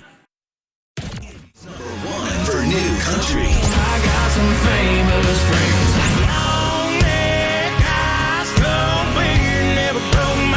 Nobody plays more new country. 97.1 Hank FM. Santa Barkley is coming to town, and he's delivering $20 million in gifts this holiday season to all FanDuel customers. Hey, it's Mark from Kevin and Query, and it doesn't matter if you've been naughty or nice, St. Chuck has something for everyone. Just check your FanDuel app for no-sweat same-game parlays, bonuses, and all sorts of stuff that'll fill you with holiday cheer.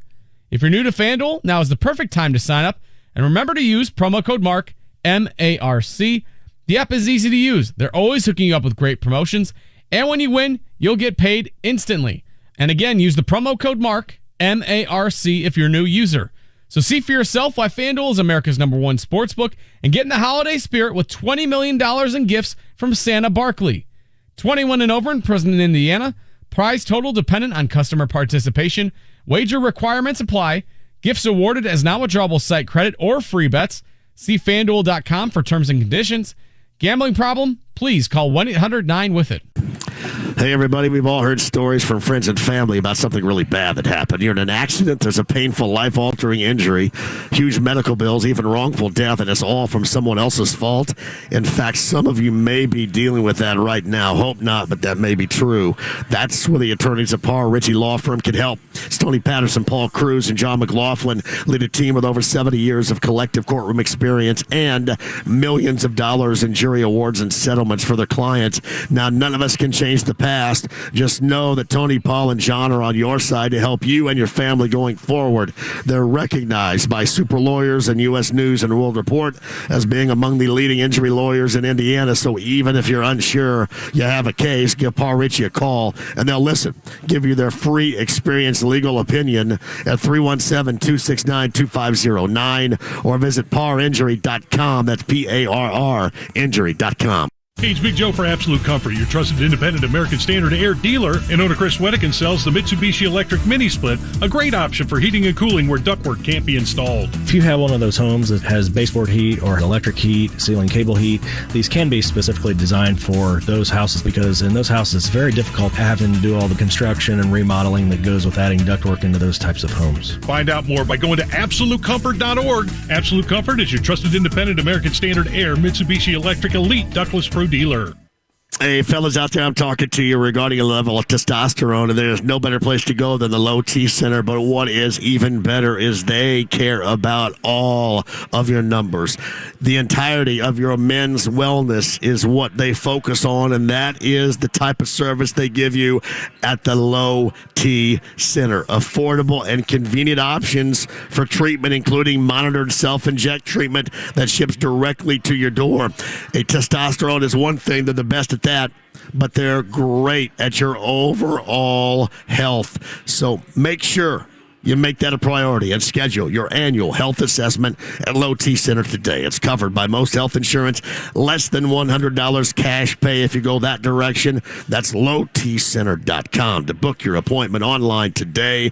lowtcenter.com. That's Low T Center, reinventing men's health care. Here's what's happening with the Fan. Live from the Slippery Noodle Inn downtown this Thursday, 3 to 6 p.m., join JMV for Larceny Locks and Lunazool Shots. Think you have the best sports trivia knowledge? Listen to Kevin and Query 7 to 10 a.m. and call into the pop quiz for your chance to win a signature Jiffy Lube oil service. And tune into the ride with JMV from 3 to 6 this week for a chance to win tickets to New Year's Eve with Yacht Rock Review at the Murat Theater. And Zach Brown Band tickets on August 6th at Ruoff Music Center. Crew Car Wash books make the perfect holiday gift, and right now buy 4 Ultimate Washes and get 2 free, available online or at any Crew Car Wash location. Be ready for snow at the Mower Shop in Fishers with a gas or electric Toro snowblower, and prepare for mowing season with discounts on select Spartan mowers. 317-849-9500 and themowershop.com. 'Tis the season to find your perfect car or truck at Hubler. Get your vehicle your way. We'll help you pre-order a vehicle built just for you. Visit drivehubler.com. Remember when you were in your prime and you could work and play hard on a daily basis? Guys, it's time to get that magic back. If you're ready to feel great again, go see Affinity. Affinity Whole Health is the leader in testosterone and hormone replacement therapy. When you start with Affinity, you'll see a jump in your energy, mental focus, and drive. Get started for free at feelgreatindy.com. Then the full hormonal blood panel and medical consult is just $99. Go to feelgreatindy.com today. Listen to The Ride with JMV from 3 to 6 this week, and you could win 2 tickets to New Year's Eve with Yacht Rock Review on Saturday, December 31st at the Murat Theater, and 2 tickets to see the Zach Brown Band August 6th at Ruoff Music Center. The Pacers are in Boston to take on the powerful Celtics.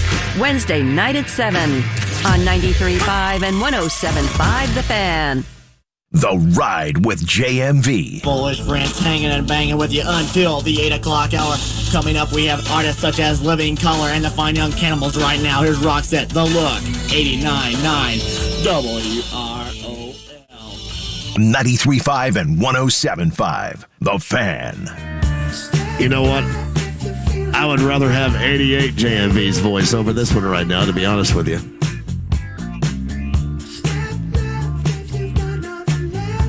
What are you playing right there, Kyle? This is Yacht Rock Review. Oh, that's one of their originals right there. No wonder I didn't know it. Yeah, we all forget that Yacht Rock Review has originals because whenever they play it, we all go into the can and take a leak. That is very true. I know it sounds terrible, but that's very true. When they go to the Yacht Rock Review originals, we all go to the can and take a leak. It's the way that it is.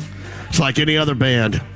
Any other band, if they are not playing their classics and they're playing some of their newest music, normally you're going to the bathroom. Hey, Yacht Rock Review, by the way, that is coming up on New Year's Eve. It is going to be a great show. Let's ring in 2023 with number 9, and you can have tickets to go. Yacht Rock Review, New Year's Eve, Mirao National Center, where tickets are on sale right now. Check it out. It is going to be a blast. But number 9 is going to go on me. Thank you, Jimi Hendrix and Live Nation. Yacht Rock Review tickets for you right now. Quick shout out, too, to my friend Christian down at the Brown County Music Center. I was unable to go on Saturday night, but I wanted to go see Mickey Thomas and Starship. I heard nothing but rave reviews regarding Mickey Thomas and Starship. Down at the Brown County Music Center in Nashville, and Christian and the gang down there put on a fantastic show. That is a great product, a fantastic venue. Check it out for the show of your choice when you get a minute. Maybe even make it a weekend if it is on the weekend down there.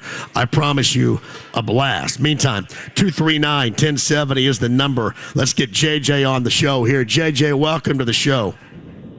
Hey, JMV, my man, I'm in the same boat with you. I'm just getting my voice back. Hot tea and honey. You might put some honey in that spicy Bloody Mary, but hot tea and honey. You don't think that the spicy Bloody Mary is going to get my voice back? It'll make you forget about your voice for a minute. Might as well give it a shot. Hey, go ahead. I think the tall pint might do it too, though. I felt like somebody's fastball hit me in the throat back before the days when catchers didn't wear those throat guards. All right, well, I was thinking you sound like a catcher that didn't have his cup ready, so. All right, JJ, I appreciate you, man. Have a great night. Hey, I was going to say something to the quarterback thing. I don't know if you got a minute. Go ahead. Yeah, go ahead. The quarterback thing, if they're going to draft, go ahead and draft a quarterback that you know is going to be the future, and go ahead and you're going to have to take a chance here with Ehlinger. And secondly, and lastly, I know you need to go. They should have probably brought Saturday in the shadow as an OC before head coach. But I appreciate you, man. Get well soon. JJ, thank you very much. Yeah, they should have not done in the fashion in which they've done it. If you're Jim Irsay, and especially if you want the believability that this guy can coach, because in all likelihood, a lot of this crapola was going to happen anyway, and you didn't want that on the guy that you wanted, and now it is, and nobody is going to buy it. Nobody. Thank you, Buffalo Wild Wings and Franklin, Michael and the gang. Skylar Wood, it's great to see you, man. Great job as always. Thank you to Zach. Thank you. Back in the studio to Kyle Udemark. That's where I'm going to be tomorrow. If you're in and around Franklin, Buffalo Wild Wings, let's play some trivia. You watch me drink a spicy Bloody Mary. Colts Roundtable Live is next. Shout out YouTube Livers. Thank you.